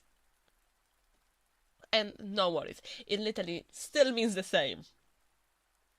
I will take you to Italy. But I'm so fucking unlucky not to have a dick. I take him with tears of commiseration, and instead of taking me to Italy, he conducted me to Algiers, where he sold me to the day. Scarcely I was sold, then the plague which had made it through of Africa, Asia, and Europe broke out with great malignancy in Algiers. You have seen earthquakes, but pray, miss, have you ever seen a plague? Never, answered Cunegonde. If you had, said the old woman, you would acknowledge that it is far more terrible than an earthquake. It is common in Africa, and I call it. Imagine yourself the distress situation of the daughter of a poet, only 15 years old. Holy shit, in all this she was 15. She was 15. Fuck. I forgot about it in all this thing. Who in less than 3 months had felt the misery of poverty and slavery, had been ravished almost every day, had beheld her mother down in quarters, had experienced famine and war, and was dying of the plague in Algiers. I did not die, however, but my eunuch, and the day and almost the whole seraglio of Algiers perished. As soon as the first fury of the terrible pestilence was over, a slave was made of the day's slaves. I was purchased by a merchant and carried to Tunis. This man sold me to another merchant, who sold me again to another Tripoli. And from Tripoli I was sold to Alexandria, from Alexandria to Simria, and from Simria to Constantinople. At length I became the property of an Aga of the Janissary, who had soon ordered away to the fens of Azov, then besieged by the Russians. The Aga, who was a very gallant man, took his whole seraglio with him, and lodged us in a small fort in the Paris Methodist, guarded by 2 black eunuchs and 20 soldiers. The Turkish killed prodigious numbers of the Russians, but the latter had their revenge. Azov was destroyed by fire. The inhabitants put to the sword. Neither sex nor age was spared. Under them remained only our little fourth, and the enemy wanted to starve us out. The 20th Janissary had sworn they would never surrender. The extremities of famine to which they were reduced obligated them to eat our 2 eunuchs, for the fear of violating their oath, and at the end of the few days they resolved also to murder women. We had a very pious and humane imam, who preached an excellent sermon, exhorting them not to kill us all at once. Only cut off a buttock of each of those ladies, said he, and you'll fare extremely well. If you must go do it again, there will be the same entertainment a few days hence. Heaven will accept of so charitable an action, and send you relief. He had great eloquence. He persuaded them. He underwent this terrible operation. The Imam applied the same balsam to us as he does to children after circumcision, and we all nearly died. Fucking hell. Scarcely had the Janissaries finished the repast with which we had furnished them, then the Russians came in flat-bottomed boats. Not a Genesis escaped. The Russian paid no attention to the condition we were in. There are French surgeons in all parts of the world. One of them, who was very clever, took us under his care. He cured us. And as long as I live, I shall remember that as soon as my wounds were healed, he made proposal to me. He bid us all to be in good cheer, telling us that the likes had happened in many sieges, and that it was according to the laws of war. As soon as my companion would walk, they were obligated to set out for Moscow. I fell to a share of Boyard, who made me gunner and gave me 20 lashes a day. But this nobleman, having in 2 years' time been broke upon the wheel among the 30 more boyards for some broad at court, I profited by that event. I fled. I traveled all Russia. I was a long time an inn-holding servant at Riga, the same as Rostock, at Wismar, at Leipzig, at Kassel, at Utrecht, at Leiden, at the Hague, at the Rotterdam. I waxed old in misery and disgrace, having only one half of my posterior, and always remembering I was Pope's daughter. 100 times I was upon the point of killing myself, but still I loved life. This ridiculous fable is perhaps one of the most fatal characteristics, for is there anything more absurd than to wish to carry continually a burden which one can always throw down? To detest existence and yet to cling to one existence, even if to caress the serpent which devours you, till he has eaten our very heart? In the different countries which it has been my lot to traverse, and the numerous inns where I have been a servant, I have taken notice of vast numbers of people who had held their own existence in abhorrence, and yet I never knew of more than 8 who voluntarily put an end to their misery. Okay, wait. And a professor named Robeck. Jean Robeck, a Svet who was born in 1672, will be found mentioned in Rousseau's novel Heloise. He joined himself in the Weser as Bremen in 1729, and was the author of a Latin treatise on voluntary death, first printed in 1735. That's what I call dedication, I guess. Ha! I ended by being servant to the Jew, Don Issachar, who placed me near your presence, my fair lady. I am determined to share your fate, and have been much more affected with your misfortunes than my own. I would never even have spoken to you of my misfortunes, you had not piqued me a little, and if it were not customary to tell stories on board a ship in order to pass away the time. In short, Miss Cunegonde, I had experiences. I know the word. Therefore, I advise you to divert yourself and prevail upon each passenger to tell his story. And if there one of them all that has not cursed his life many a time, that has not frequently looked upon himself and unhappiness of morals, I give you leave to throw me headfirst into the sea. Chapter number 8. Number 13. How Candide was forced away from his fair Cunegonde and the old woman. What? The beautiful Cunegonde, having heard the old woman's history, paid her all the civilities due to a person of her rank and merit. She likewise accepted her proposal, and engaged all the passages, one after another, to relate their adventures. And then both she and Candide allowed that the old woman was in the right. It is a great pity, said Candide, that the sage Pangloss was hanged contrary to custom as out of the fair. He would tell us most amazing things in regard to the physical and moral envies that overspread earth and sea, and I should be able, with due respect, to make few objections. While each passenger was recounting his history, the ship was made her way. They landed at Buenos Aires. Cunegonde, Captain Candide, and the old woman waited on the governor, Don Ferdinando di Bara, y Figueora, y Mascaranes, y Lampudos, y Sousa.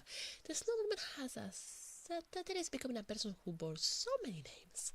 He spoke to men with so noble and stately, carried his nose so loftily, raised his voice so unmercifully, assumed too imperious an air, and spoke with such intolerable pride, that those who saluted him were strongly inclined to give him a good drubbing.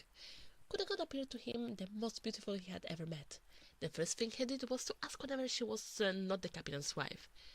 The manner in which he asked the question alarmed Candide. He just not to say she was his wife, because indeed she was not. Neither does he say he was his sister, because it was not so. And although this obliging lie had been formed much in favor among the ancients, and although it could be useful to the moderns, his soul was too pure to betray the truth. Miss Cunegonde, he said, is to do me the honor to marry me, and we beseech our excellency to delight to sanction our marriage.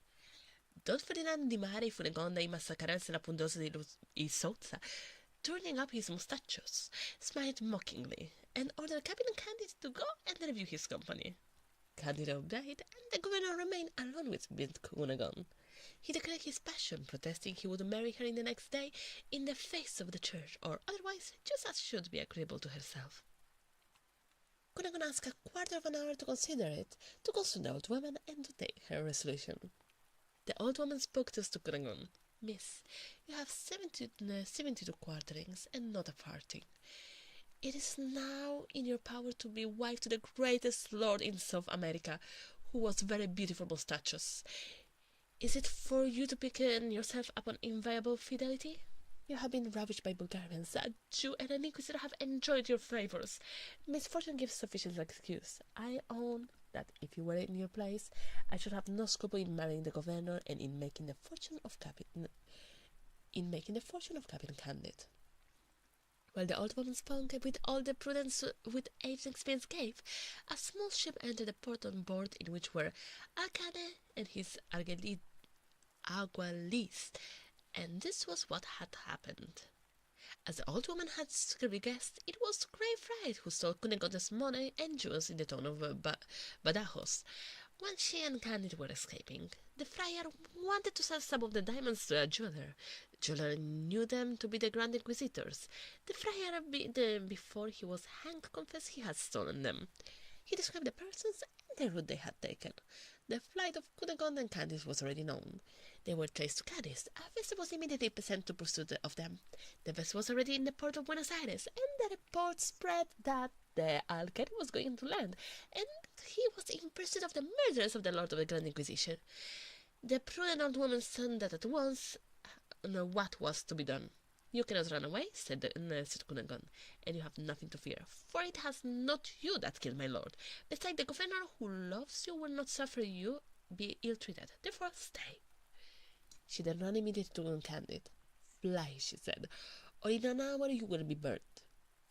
There was not a moment to lose, but how could he part with Cunegonde, and where could he flee for shelter?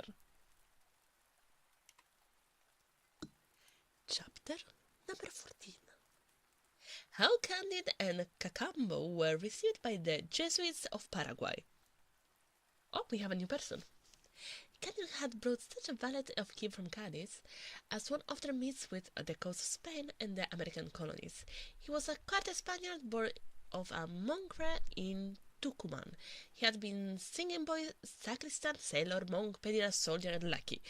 His name was Cacambo, and he loved his master, because his master was a very good man. He quickly saddled the two Andalusian horses. Come, master, let us follow the old woman's advice. Let us start and run without looking behind. Candide shed tears. Oh, my dear Cunegonde, I must have you just at the time when the government was going to sanction our nuptials. Cunegonde brought to such a distance, what will become of you? She will do as well as she can, said Cacambo. The one are never at a loss. God provides for them. Let us run. Whither do they are carrying me? Where shall we go? What shall we do without Cunegonde? Said Candide. By St. James of Compostela, said Cacambo. You were going to fight against the Jesuits? Let us go to fight for them. I know the road well. I will conduct you to their kingdom, where they will be charmed to have a captain that understands the Bulgarian exercise. You will have a prodigious fortune. If we cannot find our account in one word, we shall in another. It is a great pleasure to see and do new things. You have been in Paraguay then? Said Candide. I sure, answered Cacambo. I was servant in the College of the Assumption, and I am acquainted with the government of the good fathers, as well as I am with the street of Cadiz. It is an admirable government. The kingdom is upward of the 300 leagues in diameter, and divided into 30 provinces. There is the fathers possessor, and the people nothing. It is a masterpiece of reason and justice. For my part, I say nothing so divine as the fathers who here make war upon the kings of Spain and Portugal, and Europe confess those kings. who here kill Spaniards, and in Madrid send them to heavens. This delights me. Let us push forwards. You are going to be the happiest of mortals. What pleasure will it be to those fathers to hear that a cabin who knows the Bulgarian exercise has come to them. Oh my god. The amount, the how do you call it? The layers of the fucking joke in this. As soon as they reached the first barrier, Cacamo told the advance guard that the captain wanted to speak with the Lord of the Commandant. Notice was given to the main guard, and immediately a Paraguayan officer ran and laid himself at the feet of the commandant to impart the news to him. Candide and Cacamo were disarmed, and their 2 Andalusian horses seized. The soldiers were introduced between 2 files of musketeers. The command was at the further end, with 3 constant caps on his head, his groin tucked up and sword by his side, and a spontoon in his hand. And the question is, what is a spontoon, right? Well, a spontoon was a kind of a half-pike, military weapon carried by officers in infantry and used as a medium for signalizing order to the regiment. Let me just show you, okay? I'm gonna show you a picture.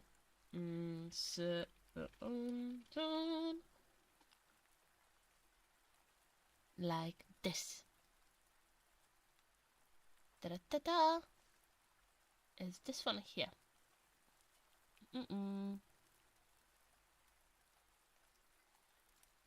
It may not be the same type, but it's just to know the shape, you know? There you go. Like this. And like this.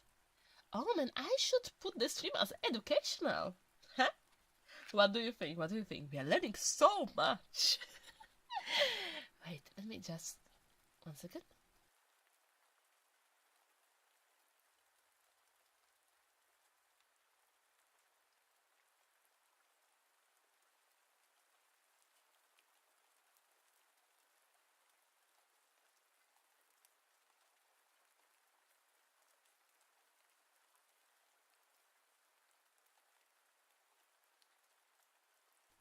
There we go. European history 1 or 2. Exactly. I mean, the important thing is that it's interesting and fun, right? Right? Okay. Now. Especially since you're dressed like a teacher.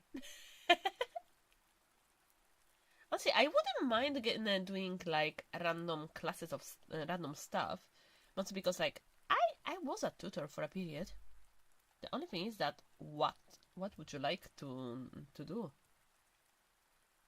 We can decide. When is the oral exam? At the end of the class. At the end of the class, I'm gonna ask you questions. So be prepared and be very careful about what you're saying. Okay, you better pay attention. Should we do a roll call?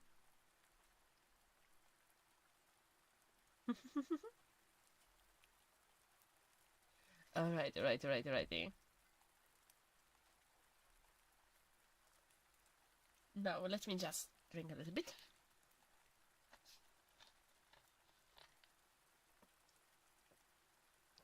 I'm falling behind in history class. I might need private lessons.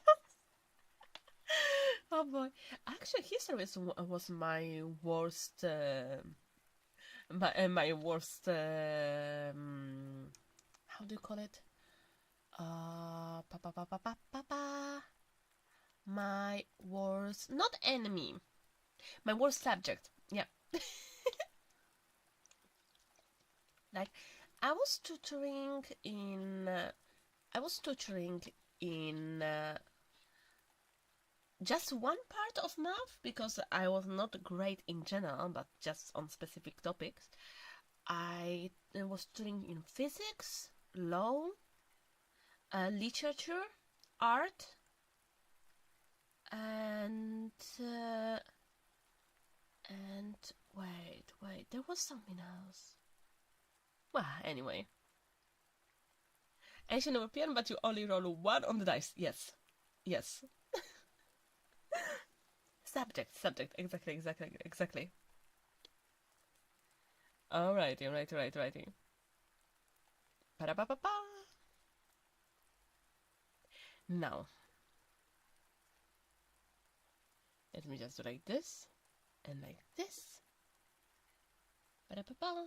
Perfect. Bum. Okay.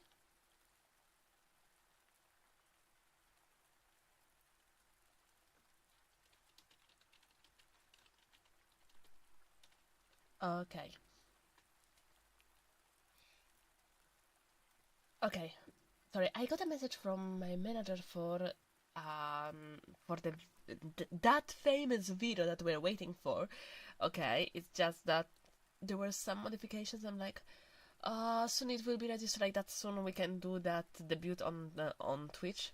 I was like, maybe I should have just do it without waiting for the video, but at this point I waited so long, so let's just wait for it. I was supposed to follow on the story. I was to focus on the teacher. No. That's not gonna work. Oh, what? What? What? Excuse me? What was that? What? Huh? I just wanted to zoom in. What the hell was that? I just wanted to say that, no. You should stay focused. What do you mean? You should stay focused. Yeah, I was teleporting. Magic was then not working properly, isn't it? No? Okay. Now let's go back to us, shall we? I'm gonna select this for a bit. Okay. There we go. Ready for more reading? Huh? Okay. I studied Candide twice, once in high school and once at uni. Nice. Let's just zooming off into the sky. Yes. When did you learn to teleport? Technically, I teleported here to begin with, if you think about it. Like, I got isekai'd here. That's a form of teleportation, isn't it? Kinda. No? Okay, ready? Now it's time to continue. Ba-da-ba-ba-ba-ba-ba. Okay. Okay. Let me just move more on this side. Like this and like this. Ba-da-ba-ba. Perfect. Now, what do we have? Okay, there you go. As if you couldn't tunnel your way then here. That actually could be what happened, but let's be honest. We don't ask. We just enjoy the process. The result? Carpe diem. Cutie. Oh. Okay, that was a cute one. Okay. Now let's see. Where did we be? A sergeant told them they must wait, that the commandant could not speak to them, and that the Reverend Father Provincial does not suffer any Spaniard to open his mouth but in his presence, or to stay above the 3 hours in the province. And where is the Reverend Father Provincial? Said Cacambo. He's upon the parade after celebrating Mass, answered the sergeant, and you cannot kiss his broad till 3 hours hence. However, says Cacambo, the captain is not a Spaniard but a German. He is ready to perish with hunger as well as myself. Can't we have something for breakfast while we wait for his reverence? Woke up wearing my wrist undies today. Oh, you need wrist undies for that? In the cow house, we go without clothes, okay? The sergeant were immediately to acquaint the commandant with what he had heard. God be praised, said the reverend commandant. Since he is a German, I may speak to him. Take him to my arbor. Candide was once conducted to a beautiful summer house, ornamented with very pretty colonnade of red and gold marble, and with trellises enclosing parakeets, hummingbirds, flybirds, guinea hens, and all other rare birds. An excellent breakfast was provided in vessels of gold, and while the Paraguayans were eating maize out of wooden dishes in the open fields and exposed to the heat of the sun, the reverend father commanded to retire to his arbor. He was a very handsome young man with a full face, white skin, but high in color. He had an arched eyebrow, a lively eye, red ears, vermilion lips, a bold air, but such a boldness as neither belonged to a Spaniard nor a Jesuit. They returned their arms to Candide and Carambo, and also the two Andalusian horses, to whom Carambo gave some sweet just by the arbor, having an eye upon them all the while for fear of a surprise. Alias, let's hope they're not gonna steal my fucking horses. Candide first kissed the hem of the command robe, then they sat down to the table. You are then a German, said the Jesuit to him in that language. Yes, reverend father, answered Candide. As he pronounced this word, they looked in each other with great amazement, and with such an emotion as they could not conceal. And from what part of Germany do you come? Said the Jesuit. I am from the dirty province of Westphalia, answered Candide. I was born in the castle of Thunder and Torque. Oh, heaven, is it possible? Cried the commandant. What a miracle! Cried Candide. Is it really you? Said the commandant. It is not possible, said Candide. They drew back, they embraced, they shed a rivulet of tears. What is you, reverend father? You, the brother of the fair Cunegonde, you that was slain by the Bulgarians, you the baron's son, you a Jesuit in Paraguay. You must confess this is a strange world that we live in. Oh, Pangloss, Pangloss, how glad you would be if you had not been hanged. The commandant sent away the slaves and the Paraguayans, who served them with liquids and goblets of rock crystals. He thanked God and St. Ignatius a thousand times, gasped Candide in his arms, and their faces were all wet with tears. You will be more surprised, more affected and transported, said Candide, when I tell you that Cunegonde, your sister, who you believe to have been ripped open, is in perfect health. Where? In your neighborhood, with the governor of Buenos Aires, and I was going to fight against you. Every word which they uttered in this long conversation but added wonder to wonder. The souls fluttered in their tongues, listened to in their ears, and sparkled in their eyes. As they were Germans, they sat a good while at the table, waiting for the reverend father provincial, and the command spoke to his dear Candide as follows. Chapter number 15. How can it kill the brother of his dear What? How can it kill the brother of his dear Cunegonde? Okay. What the fuck? Alright. I shall have present to my memory the dreadful day of which I saw my father and mother killed, and my sister ravished. When the Bulgarians retired, my dear sister could not be found, but my mother, my father, and myself, with two maid servants, their little boys, all whom had been slain, were put in hearse and were covered interment to chapel belonging to the Jesuits, within 2 leagues of our family seat. A Jesuit sprinkled us with some holy water. It was horribly salt. A few drops of it fell into my eyes. The father perceived that my eyelids stirred a little. He put his hand upon my heart and felt it beat. I received an assistant, and at the end of 3 weeks I recovered. You know, my dear Candide, I was very pretty. But I grew much prettier, and the Reverend Father Diride, superior of that house, conceived the tenderest friendship for me. He gave me the habit of the order some years after I was sent to Rome. We have actually a note about it.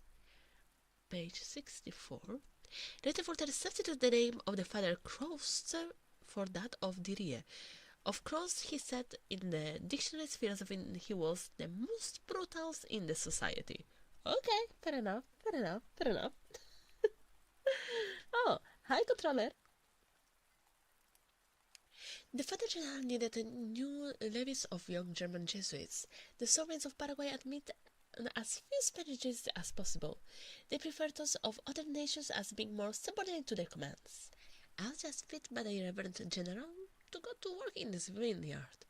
We set out a Paul, a terrorist, and myself. Upon my arrival, I was honored with a sub-deaconship and a lieutenancy.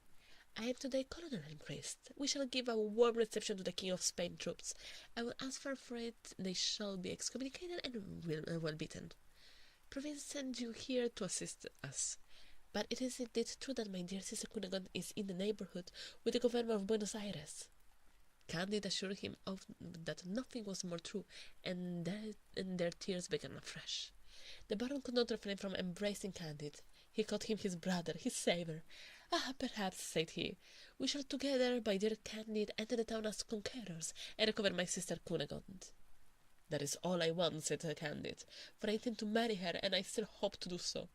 You insolent, replied the Blaro. Would you have the impudence to marry my sister who has 72 quarterings? I find thou hast the most consummate effortery to dare to mention so presumptuous a design. Candide, petrified in the speech, made answer. Reverend Father, all the quartering in the world signify nothing. I rescued your sister from the arms of a Jew and the Inquisitor. She has great obligation to me. She wishes to marry me. Master Pangloss always told me that all men are equal, and certainly I will marry her. I see where this is going. We shall see that, you scoundrel, said the Jesuit Baron, the thunder the trunk, and that instant struck him across the face with a flat of his sword. Cunning drew his rapier and plied it up to the hilt to the Jesuit belly. But in pulling it out, reeking hot, he burst into tears. Good God, he said, I have killed my old master, my friend, my brother-in-law. I am the best-natured creature in the world, and yet I have already killed 3 men, and of those 3 were priestess. Oh shit, I just realized that's true. Do you have a type for killing? I guess. Cacamo, who stood sensing by the door at the arbor, ran to him. We have nothing more for it than to sell our lives as dearly as we can, said his master to him. Without doubt someone will soon enter in the arbor, and we must die sword in hand. Cacam, who has been in a great many scrapes in his lifetime, did not lose his head. He took the Baron's Jesuit habit, put it on Candide, gave him a square cap, and made him mount on horseback. All this was done in the twinkling of an eye. Let us gallop fast, master. Everybody will take you for a Jesuit. Going to give direction to your men, and we shall have passed the frontiers before they will be able to overtake us. He flew as he spoke these words, crying out aloud in Spanish, make way for the Reverend Father Coronel! Chapter number 16.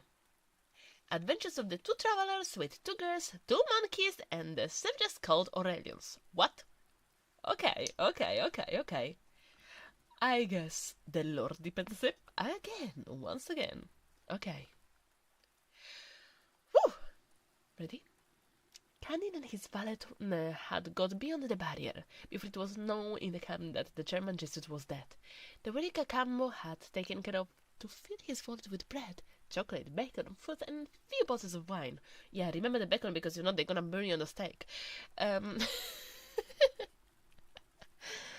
the Andalusian horses today penetrated into the unknown country, there were perceived no beaten track. At length they came to a beautiful meadow intersected with purring rills. Here our 2 adventurers fed their horses, and Cacambo proposed to his master to take some food, and he set him an example. How can you ask me to eat ham? said Candide. After killing the Baron's son and being doomed even more to see this beautiful Cunegonde, what will it avail me to spin out my wretched days and drag them far from her in remorse and despair? And what will the journal of Trevor say? When he was thus lamenting his fate, he went on eating. Fair. Let's see also what the journal of Trevor is, right? So, By the journal Trevoux, Voltaire meant a critical periodical printed by the Jesuits at Trevoux under the title of Mémoire pour servir à histoire des sciences et des beaux-arts. I'm sure it's not written like that. It's not said like that. It existed from 1701 until 1767, during which period its title underwent many changes. Alright. The sun went down, the two wanderers heard some little cries which seemed to be uttered by women. They did not know whenever they were cries of pain or joy, but they started up, precipitate with that inquietude and alarm which every little thing inspires in an unknown country. The noise was made by two naked girls, who tripped along the beds, while two monkeys were pursuing them and beating their buttocks. Candide was moved by pity. He had learned to fire a gun in the Bulgarian service, and he was so clever at it that he could hit a freebird in a hedge without touching the leaf of the tree. He took up his double-barreled Spanish fusil, let it out, and killed two monkeys. God be praised, my dear Cacambo, I have rescued those two poor creatures from the most perilous situation. If I have committed a sin in killing an inquisitor and a Jesuit, I made ample amends by saving the lives of those girls.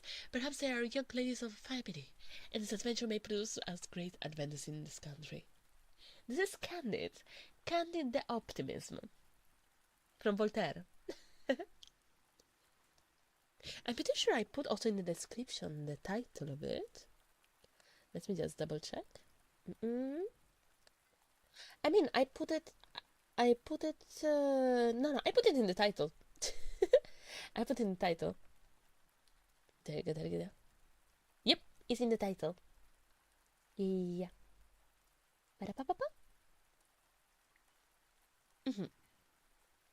He was continuing, but stopped short when he saw the two girls standing embracing the monkeys, batting their body in tears and rending the air with the most dismal lamentation. Little did I expect to see such good nature, he said, unlike of Cacambo, who made answers. Master, you have done fine thing now. You have slain the sweethearts of those two young ladies. The sweethearts? Is it possible? You are jesting, Cacambo. I can never believe it. Dear master, replied Cacambo, you are surprised at everything. Why should you think it so strange that in some countries there are monkeys which insinuate themselves into the good graces of the ladies? There are 4 parts human, and I am 4 parts Spaniard. Alas, replied Candide, I remember to have heard Master Pangloss say that formerly such accidents used to happen, that those missions were productive on centaurs, fauns, and satyrs, and that many of the ancients had seen such monsters, but I looked upon this whole as fabulous.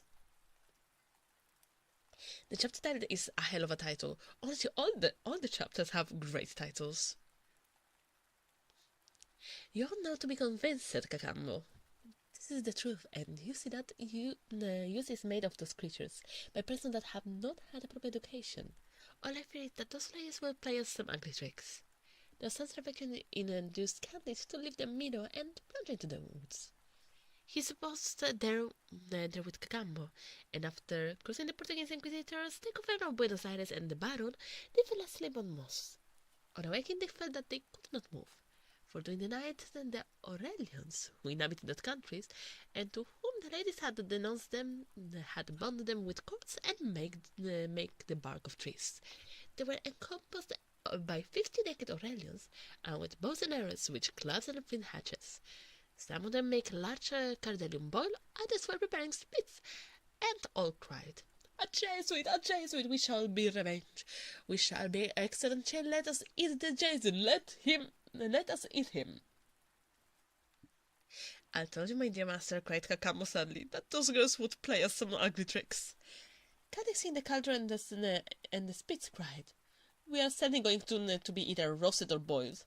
Ah, what would Master Pangloss say? Were he is to see how pure nature is formed, everything is right, maybe, but I declare it is very hard to have lost Miss Cunegonde and have to put up a spit of the Aurelians. Cacambo never lost his head. Do not despair, said he to the desolate Candide. I understand little of the jargon of those people. I will speak to them. The hero!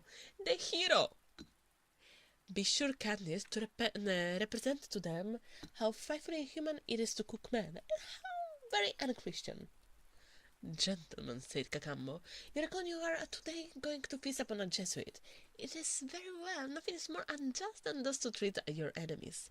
Indeed, the law of nature teaches us to kill our neighbor, and that is the practice all over the world. If we do not accustom ourselves to eating them, it is because we have better fare. But you have not the same resources as we have.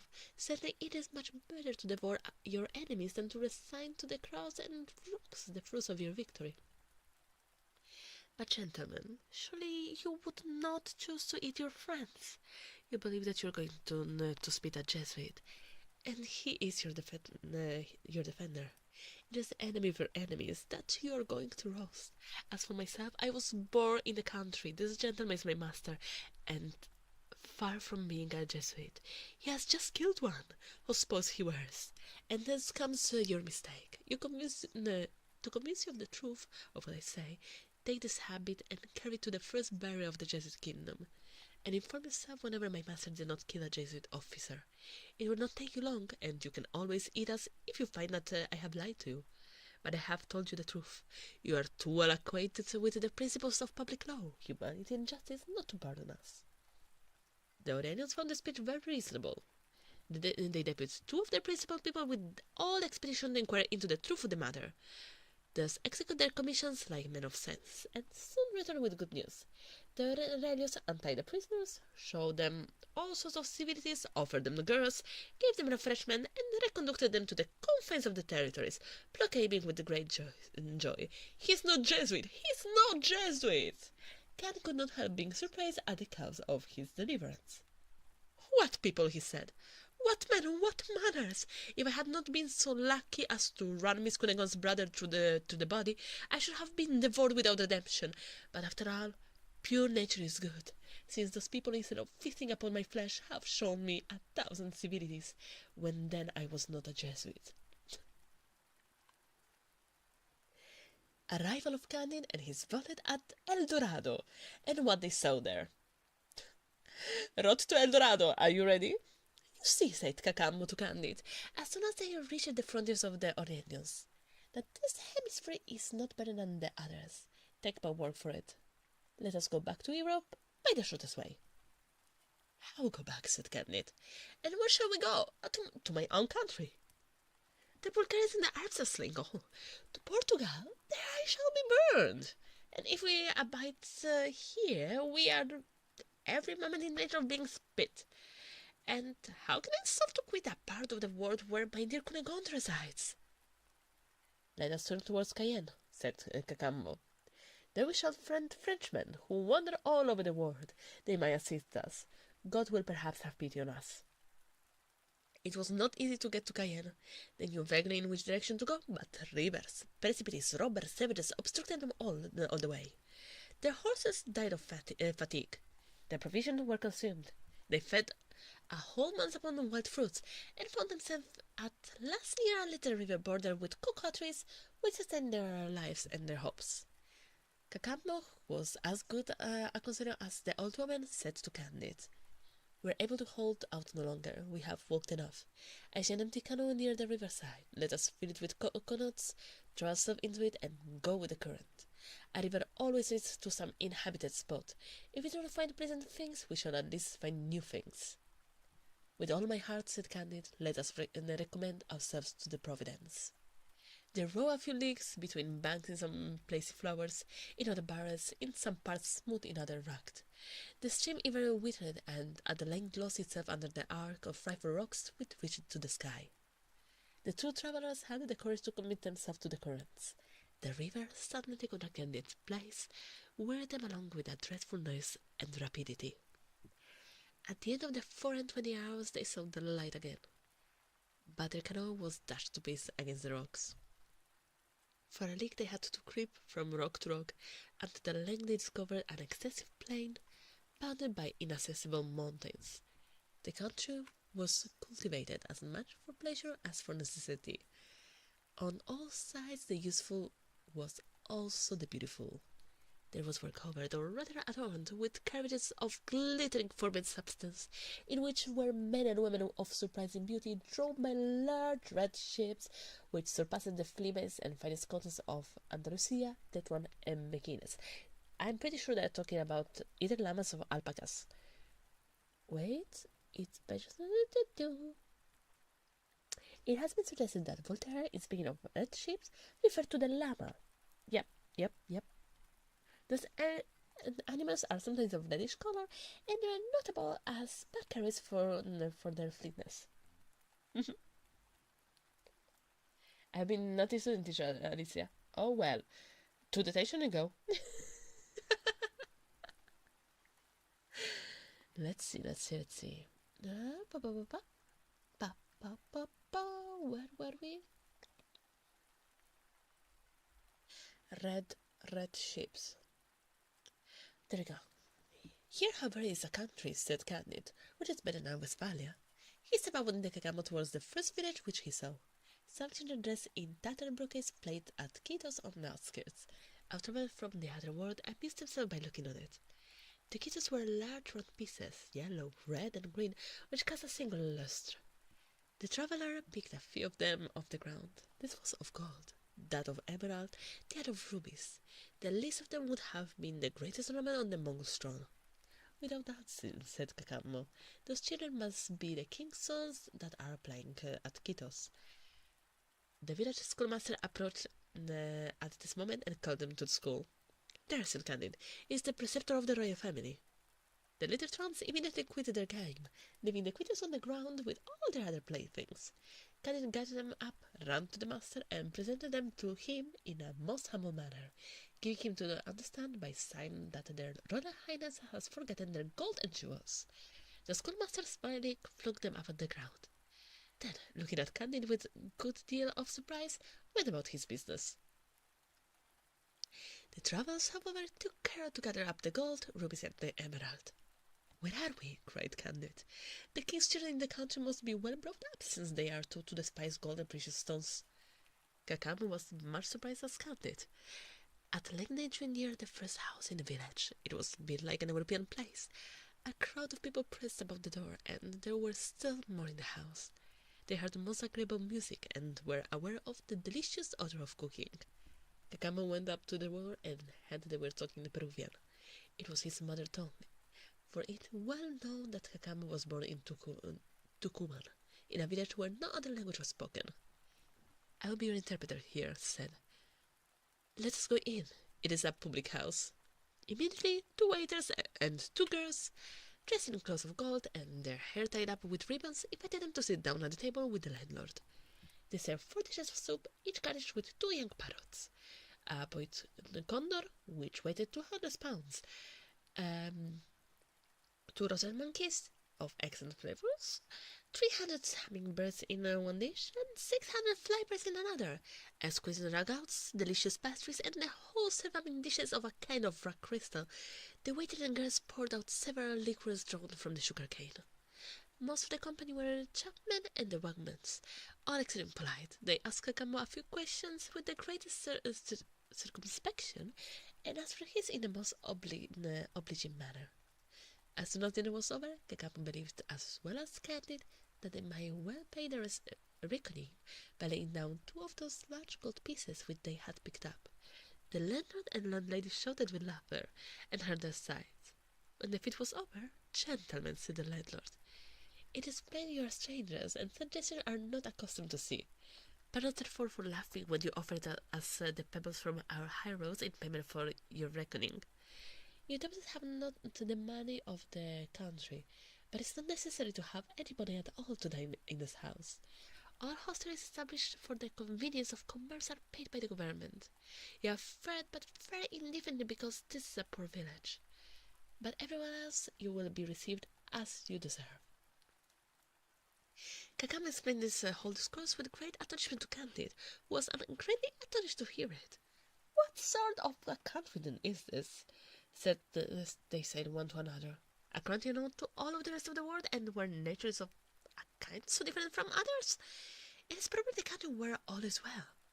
and where absolutely must be one such place. And whatever Master Pangos might say, I often thought that things went very ill in Westphalia. And now we are on chapter 15. Let me just 1 second mute myself. Ba-da-ba-ba-ba.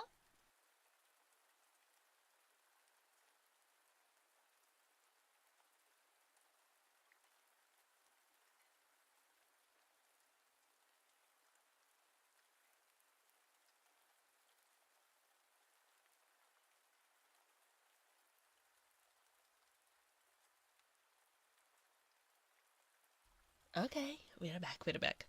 So, there are 33 chapters, so actually I was thinking if we should stop at the chapter 18, okay?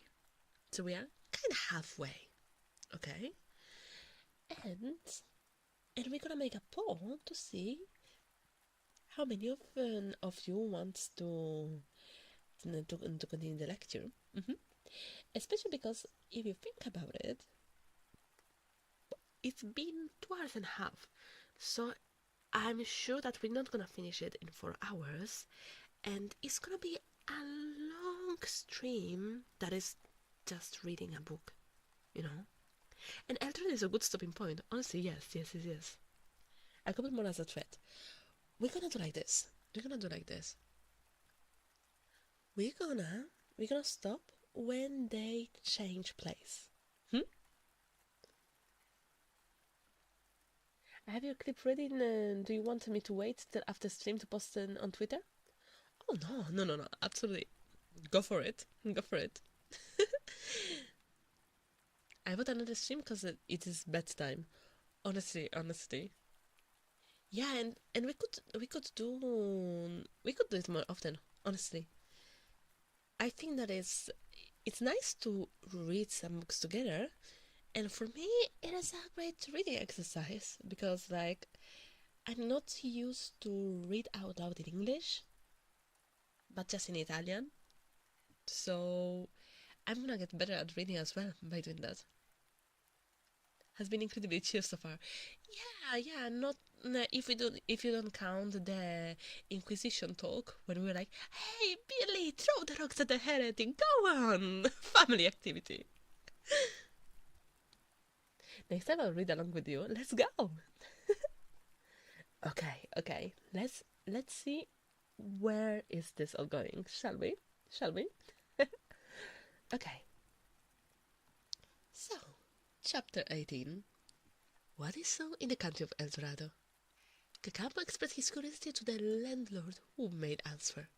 I am very ignorant, but not the worse on that account. However, we have in this neighborhood an old man retired from the court who is the most learned and most communicable person in the kingdom. At once he took Cacambo and the old man. To the old man, Candide acted now only a second character and accompanied his valet. They entered a very plain house, for the door was only of silver. Oh, very plain. And the ceiling were only of gold, but wrought in so elegant taste as so vie with the richest. The other chamber indeed was only encrusted with rubies and emeralds, but the other, in which everything was arranged, made amends for this great simplicity. The old man received the strangers on his sofa, which was stuffed with hummingbirds, and the hummingbird feathers, and ordered his servants to present them with liquors in diamond goblets. After which he satisfied their curiosity with the following terms. I am now 172 years old, and I lend of my late father, master of the house and of the horse, to the king, the amazing revolution of Peru, of which he had been an eyewitness. The kingdom we now inhabit is the ancient country of the Incas, who quitted it very imprudent to conquer another part of the world, and were long destroyed by the Spaniards. More wise by far were the princes of their family, who remained in the native country, and they ordained with the consent of the whole nation that none of the inhabitants should ever be permitted to quit this little kingdom, and this has preserved our innocence and happiness. The Spaniards have had confused notion of the country and have called it El Dorado, and an Englishman, whose name was Sir Walter Raleigh, came very near it about 100 years ago, But being surrounded by inaccessible rocks and precipices, we have hitherto been sheltered from the rapaciousness of European nations, who had an inconceivable passion for the pebbles and dirt of our land, for the sake of which they would murder us to the last man. The conversation was long, in turn chiefly on the form of government, their manners, and me not being able to press a button. Their woman, their public entertainment, their arts. At length, Candide, having always had a taste for metaphysics, bade Cacambo ask whenever there was any religion in that country. The old man reddened a little. "How then," said he, "get up it? Do you take us for ungrateful wretches?" Cacambo humbly asked, "What was the religion in El Dorado?" The old man reddened again. "Can there be two religions?" said he. "We have, I believe, the religion of all the world. We worship God, night and morning." "Do you worship but one God?" said Cacambo, who still acted as interpreter in representing Candide's doubts. "Surely," said the old man. "There are not two, nor three, nor four. I must confess the people from your side of the world ask very extraordinary questions." Candide was not yet tired of interrogating the good old man. He wanted to know what manner they prayed to God in El Dorado. "We don't pray to him," said the wealthy sage. "We have nothing to ask of him. He has given us all we need, and we return him thanks without ceasing." Candide, having curiosity to see in the priests, asked where they were. The good old man smiled. "My friends," said he, "we're all priests. The king and all the heads of families sing solemn canticles of thanksgiving every morning, accompanied by 5,000 or 6,000 musicians. What? Have you no monks who teach, who dispute, who govern, who cabal, and who burn people that are not of their opinion?" "You must be mad indeed. We must be mad indeed if that was the case," said the old man. "Here we are all of one opinion, and we know not what you mean by monks." During this whole discourse, Candide was in raptures, and he said to himself, "This was so different from Westphalia and the Baron's castle. Had our friend Magnus in El Dorado, he would no longer have said that the castle in Tanda de Tongue was the finest upon earth. It is evident that this one must travel." After this long conversation, the old man ordered a coach of 6 sheep to be got ready, and 12 of his domestics to be contraversed to court. "Excuse me," said he. "If my age deprives me of the honours of accompanying you, the king will receive you in a manner that cannot displease you, and no doubt you will make an allowance for the customs of the country, if some things should not be to your liking." Candide and Carambo got into the coach. The 6 sheep flew, and in less than 4 hours they reached the king's palace situated in the extremity of the capital. The portal was 220 feet high and 100 wide, but was willing to express the materials of which it was built. It was plain such materials must have prodigious superiority over those pebbles and stones which we call gold and precious stones. 20 beautiful damsels of the king's guard received Candide and Carambo as they alighted from the coach, conducted them to the bath, and dressed them in robes wont to be drawn on hummingbirds. So many hummingbirds! Oh my God! They did a hummingbird genocide for this. After which the great crown officer of both sexes led them to the king's apartment, between 2 flights of musicians, 1,000 on each side. When they drew near to the audience chamber, Cacambo asked one of the great officers in what way he should pay his obeisance to his majesty. Whenever they should throw themselves upon their knees or on their stomach, whenever they should put their hands upon their heads or behind their backs, whenever they should lick the dust of the floor, in a word, what was the ceremony? "The custom," said the great officer, "is to embrace the king and kiss him on each cheek." "Fair? Fair?" Candide and Cacambo threw themselves round his majesty's neck. He received them with all the goodness imaginable, and politely invited them to supper.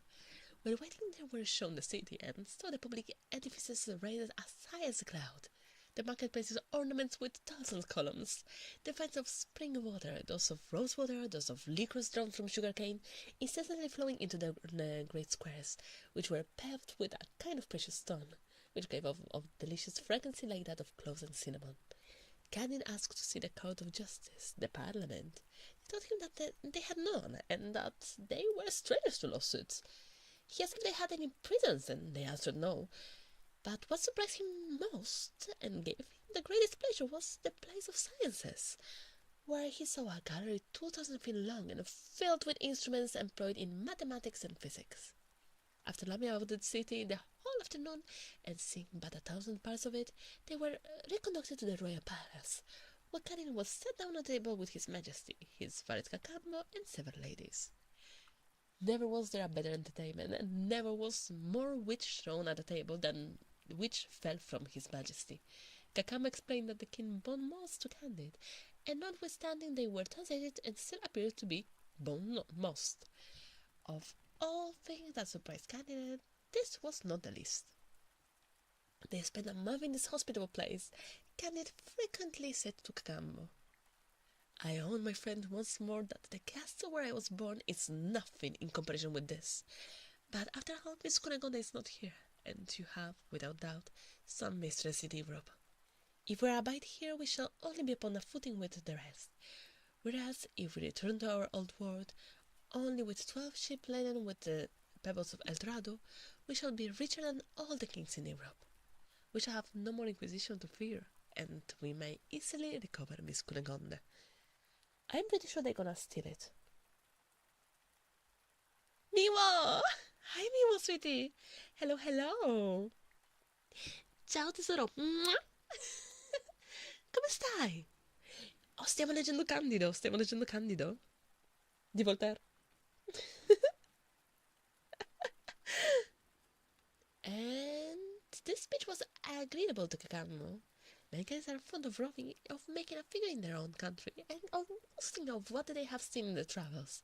That the two happy ones revolt to be no longer so, but to ask his majesty to leave and to quit the country. "You are foolish," said the king. "I am sensible that my kingdom is but a small place, but when a person is comfortably settled in any part, he should abide there. I have not right to detain stranger. It is a tyranny which neither our manners nor our laws permits. All men are free.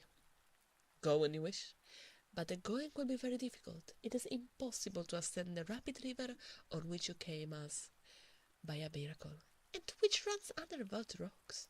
The mountains which surround my kingdom are 10,000 feet high, and as steep as walls.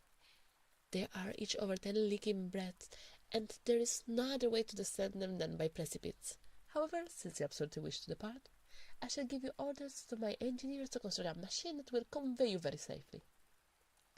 When we have conducted you over the mountains, no one can accompany you further, for my subjects have made a vow to never to quit the kingdom, and they are too wise to break it. Ask me beside anything that you please." "We desire nothing of your majesty," says Candide, "but a few ships laden with provision, pebbles, and the earth of this country." The king laughed. "I cannot conceive," he said, "what pleasure you Europeans feel in our yellow clay. Take as much as you like. The great good may do to you." At once he gave direction that his engineers should construct a machine to hoist up the stew. The two extraordinary men in the kingdom, 3,000 good mathematicians, went to work, and it was ready in 15 days, and did not cost more than 20 million sterling in the speech of that country. They placed Candide and Cacambo in the machine. There were two great ships saddled in the bridle right, upon as soon as they were beyond the mountains, 20 pack ships laden with provision, 3 with presents of the curiosity of the country, and 50 with gold, diamonds, and precious stones. The king embraced the two wanderers very tenderly. Their departure, with the ingenious manner of which they and their ship were over the mountains, was a splendid spectacle. The mathematicians took their leave after conveying them to a place of safety, and Candide had no other aim than to present his ship to Miss Cunegonde. "Now," he said, "we are able to pay the governor of Buenos Aires if Miss Cunegonde can be ransomed. Let us journey towards Cayenne. Let us embark, and we will afterwards see what kingdom we shall be able to purchase." Okay, so we are out of El Dorado. I think that's actually a great place to stop. Okay, We are on page 106, okay? So, then the idea is we're gonna stop here, and we can either do a stream this week as a guerrilla stream, okay? Or we could plan next week, same time, maybe same day, and we're gonna continue like that. Especially because like that we catch actually a window in which some people are going to work, so maybe that could be a good idea. Let's do like this. I'm gonna go to okay, I'm gonna set a poll. Okay. Next. Okay, what do you prefer? This format could work as a regular thing. Honestly, yes.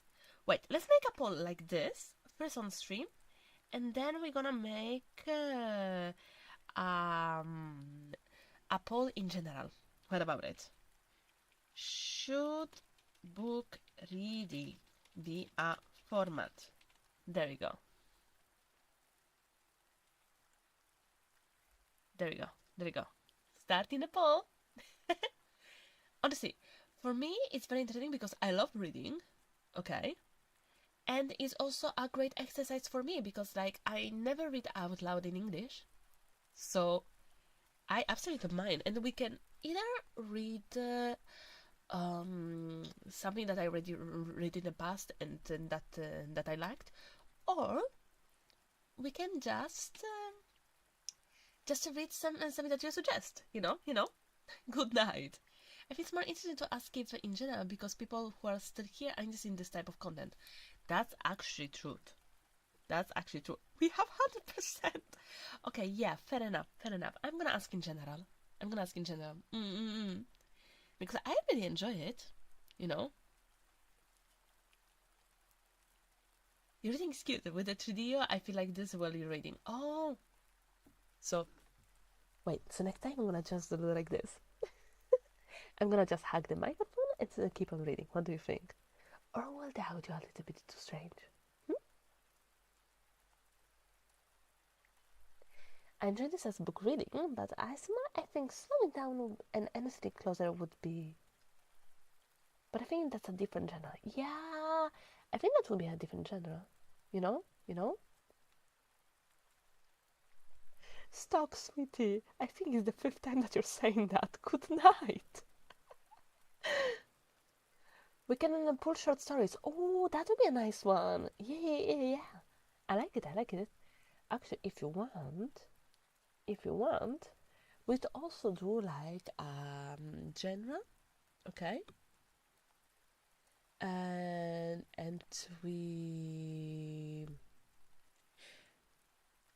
I mean, I read the chat. It's just that I see the names. Okay. It's very relaxing. Took all I had to say awake. Oh, get in bed while you tell the stories. Yeah. I mean, do you prefer if I speak like this? Okay, going from one ear to another, or do you prefer if I just keep the microphone like this and just keep on reading? Like 3,000 good mathematicians went to work. It was ready in 15 days, and did not cost more than 20 million sterling in the specie of the country. What do you think? Which one would work? First one? We can implement that one as well. Both is good. Well, I guess we're gonna experiment. You know. Let's do like this. First one sounds a bit clear. Yep, the first one. The second is a bit too muffled. Fair enough. Put the microphone on a rotating stand to make ear-to-ear speaking easier. Oh, I was just holding it. Like, the whole stream I was having it and just holding it in my hand. you know. That was the main thing. But, honestly, I call it ASMR mostly because... I didn't call it ASMR. I called it 3D book reading for something. Okay? Because, let's be honest, going from one ear to another, it makes it a little bit more interesting, you know? We are all very good at experimenting. Absolutely. So tell me.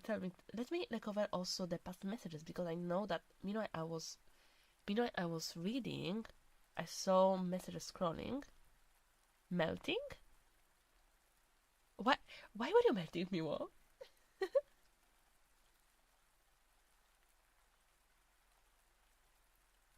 I don't think Candide might have been a very hard choice for story time. To really follow, we need to read ourselves. I mean, that's why I put it also on screen. But I think since it's a bit antiquated writing, yeah, I hope that with the random commentaries and stuff like that, it actually was a little bit helpful. I hope a tiny bit, in a bitsy, maybe, please. And let's see. Okay, no, those are all I'm going to stream messages. Okay, never mind. I thought I missed something. The commentary was my favorite part. Ah! Honestly, yes. Rather, if we were lying in bed, it would feel like you were sitting with someone in the room reading aloud. I get the feeling that someone is going on without considering me being there. Oh. Yeah, the experience was good. It was just more involved than I thought that it would be.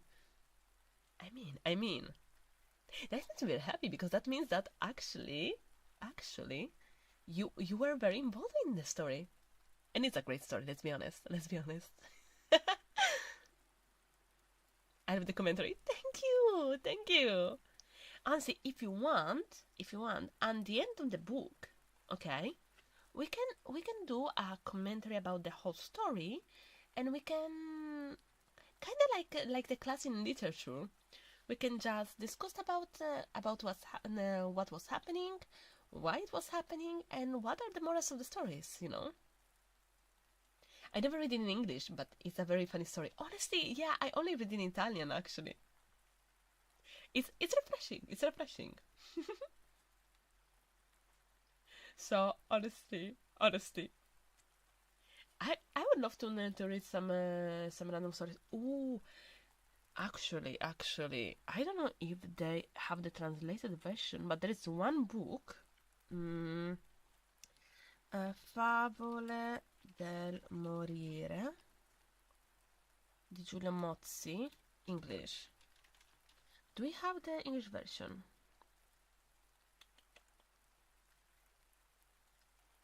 I don't think it's in English. Oh, it's a shame. Because that's a book that I read. I actually met also the author. Okay, I have the signed copy of it. Okay. And that one had a lot of particular stories as well. Voltaire got into prison because of his funny quips. Yeah, I was telling about it in the beginning of the stream. Read along book club? I'm down. Let's go! Honestly, I'm in. And also, I sent the email asking for the permission for the trilogy of the City of K, because technically management said that it should be alright, but I was like, honestly, since it's not public domain, I wanted the confirmation from the author. Also, I came a bit late. I was teaching math to a kid. Honestly, absolutely fair. It just I did a small introduction of what Candide is and and who Voltaire was at the beginning of the stream. Just to give a little bit of introduction. But honestly, that was fun. Okay, in that case, I would say, let's see who is on right now. Can we send recommendation via Maro? Absolutely. Actually, I was thinking that after we have the recommendations, every time that we finish a book, okay, at the end of the stream, we're gonna put some of the recommendations up, okay, and we're gonna decide all together what would you be interested in. Context is really, really important. Honestly, yes, absolutely. I totally agree with that. And also, honestly, just reading something, knowing that it's important, and being like, oh, by the way, watch out for this information. It's gonna come in handy later.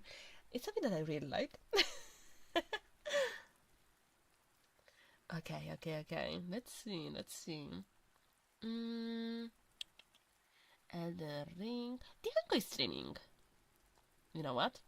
We are going to Dianco. We are going to Dianco. Okay. And for the raid, I want a different raid message. Okay. Wait.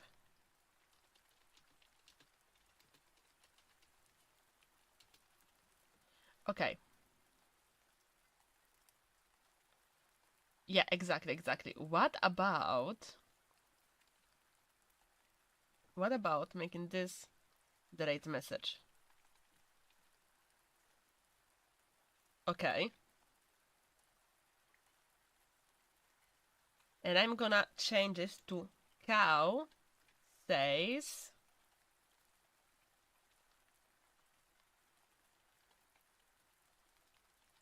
hi Ponko. There we go. Let's do like this. What do you think? I want to hear her angry. She's so cute when she's doing that.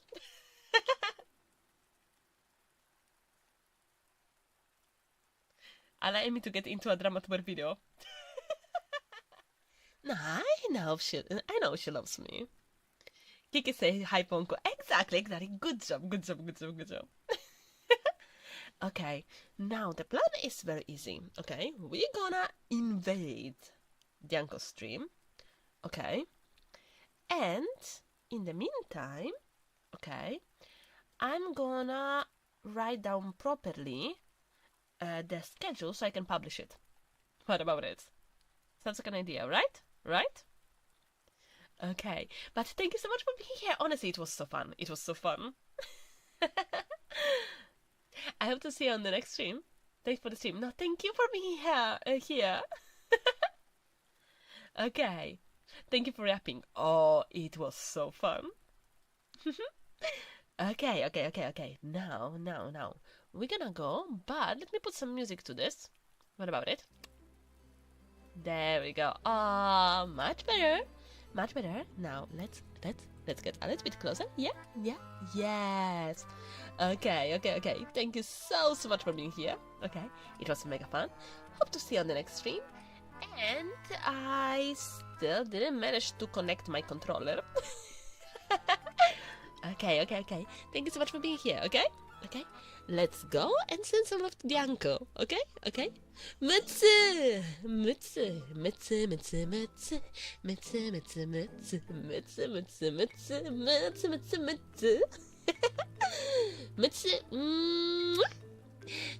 Bye.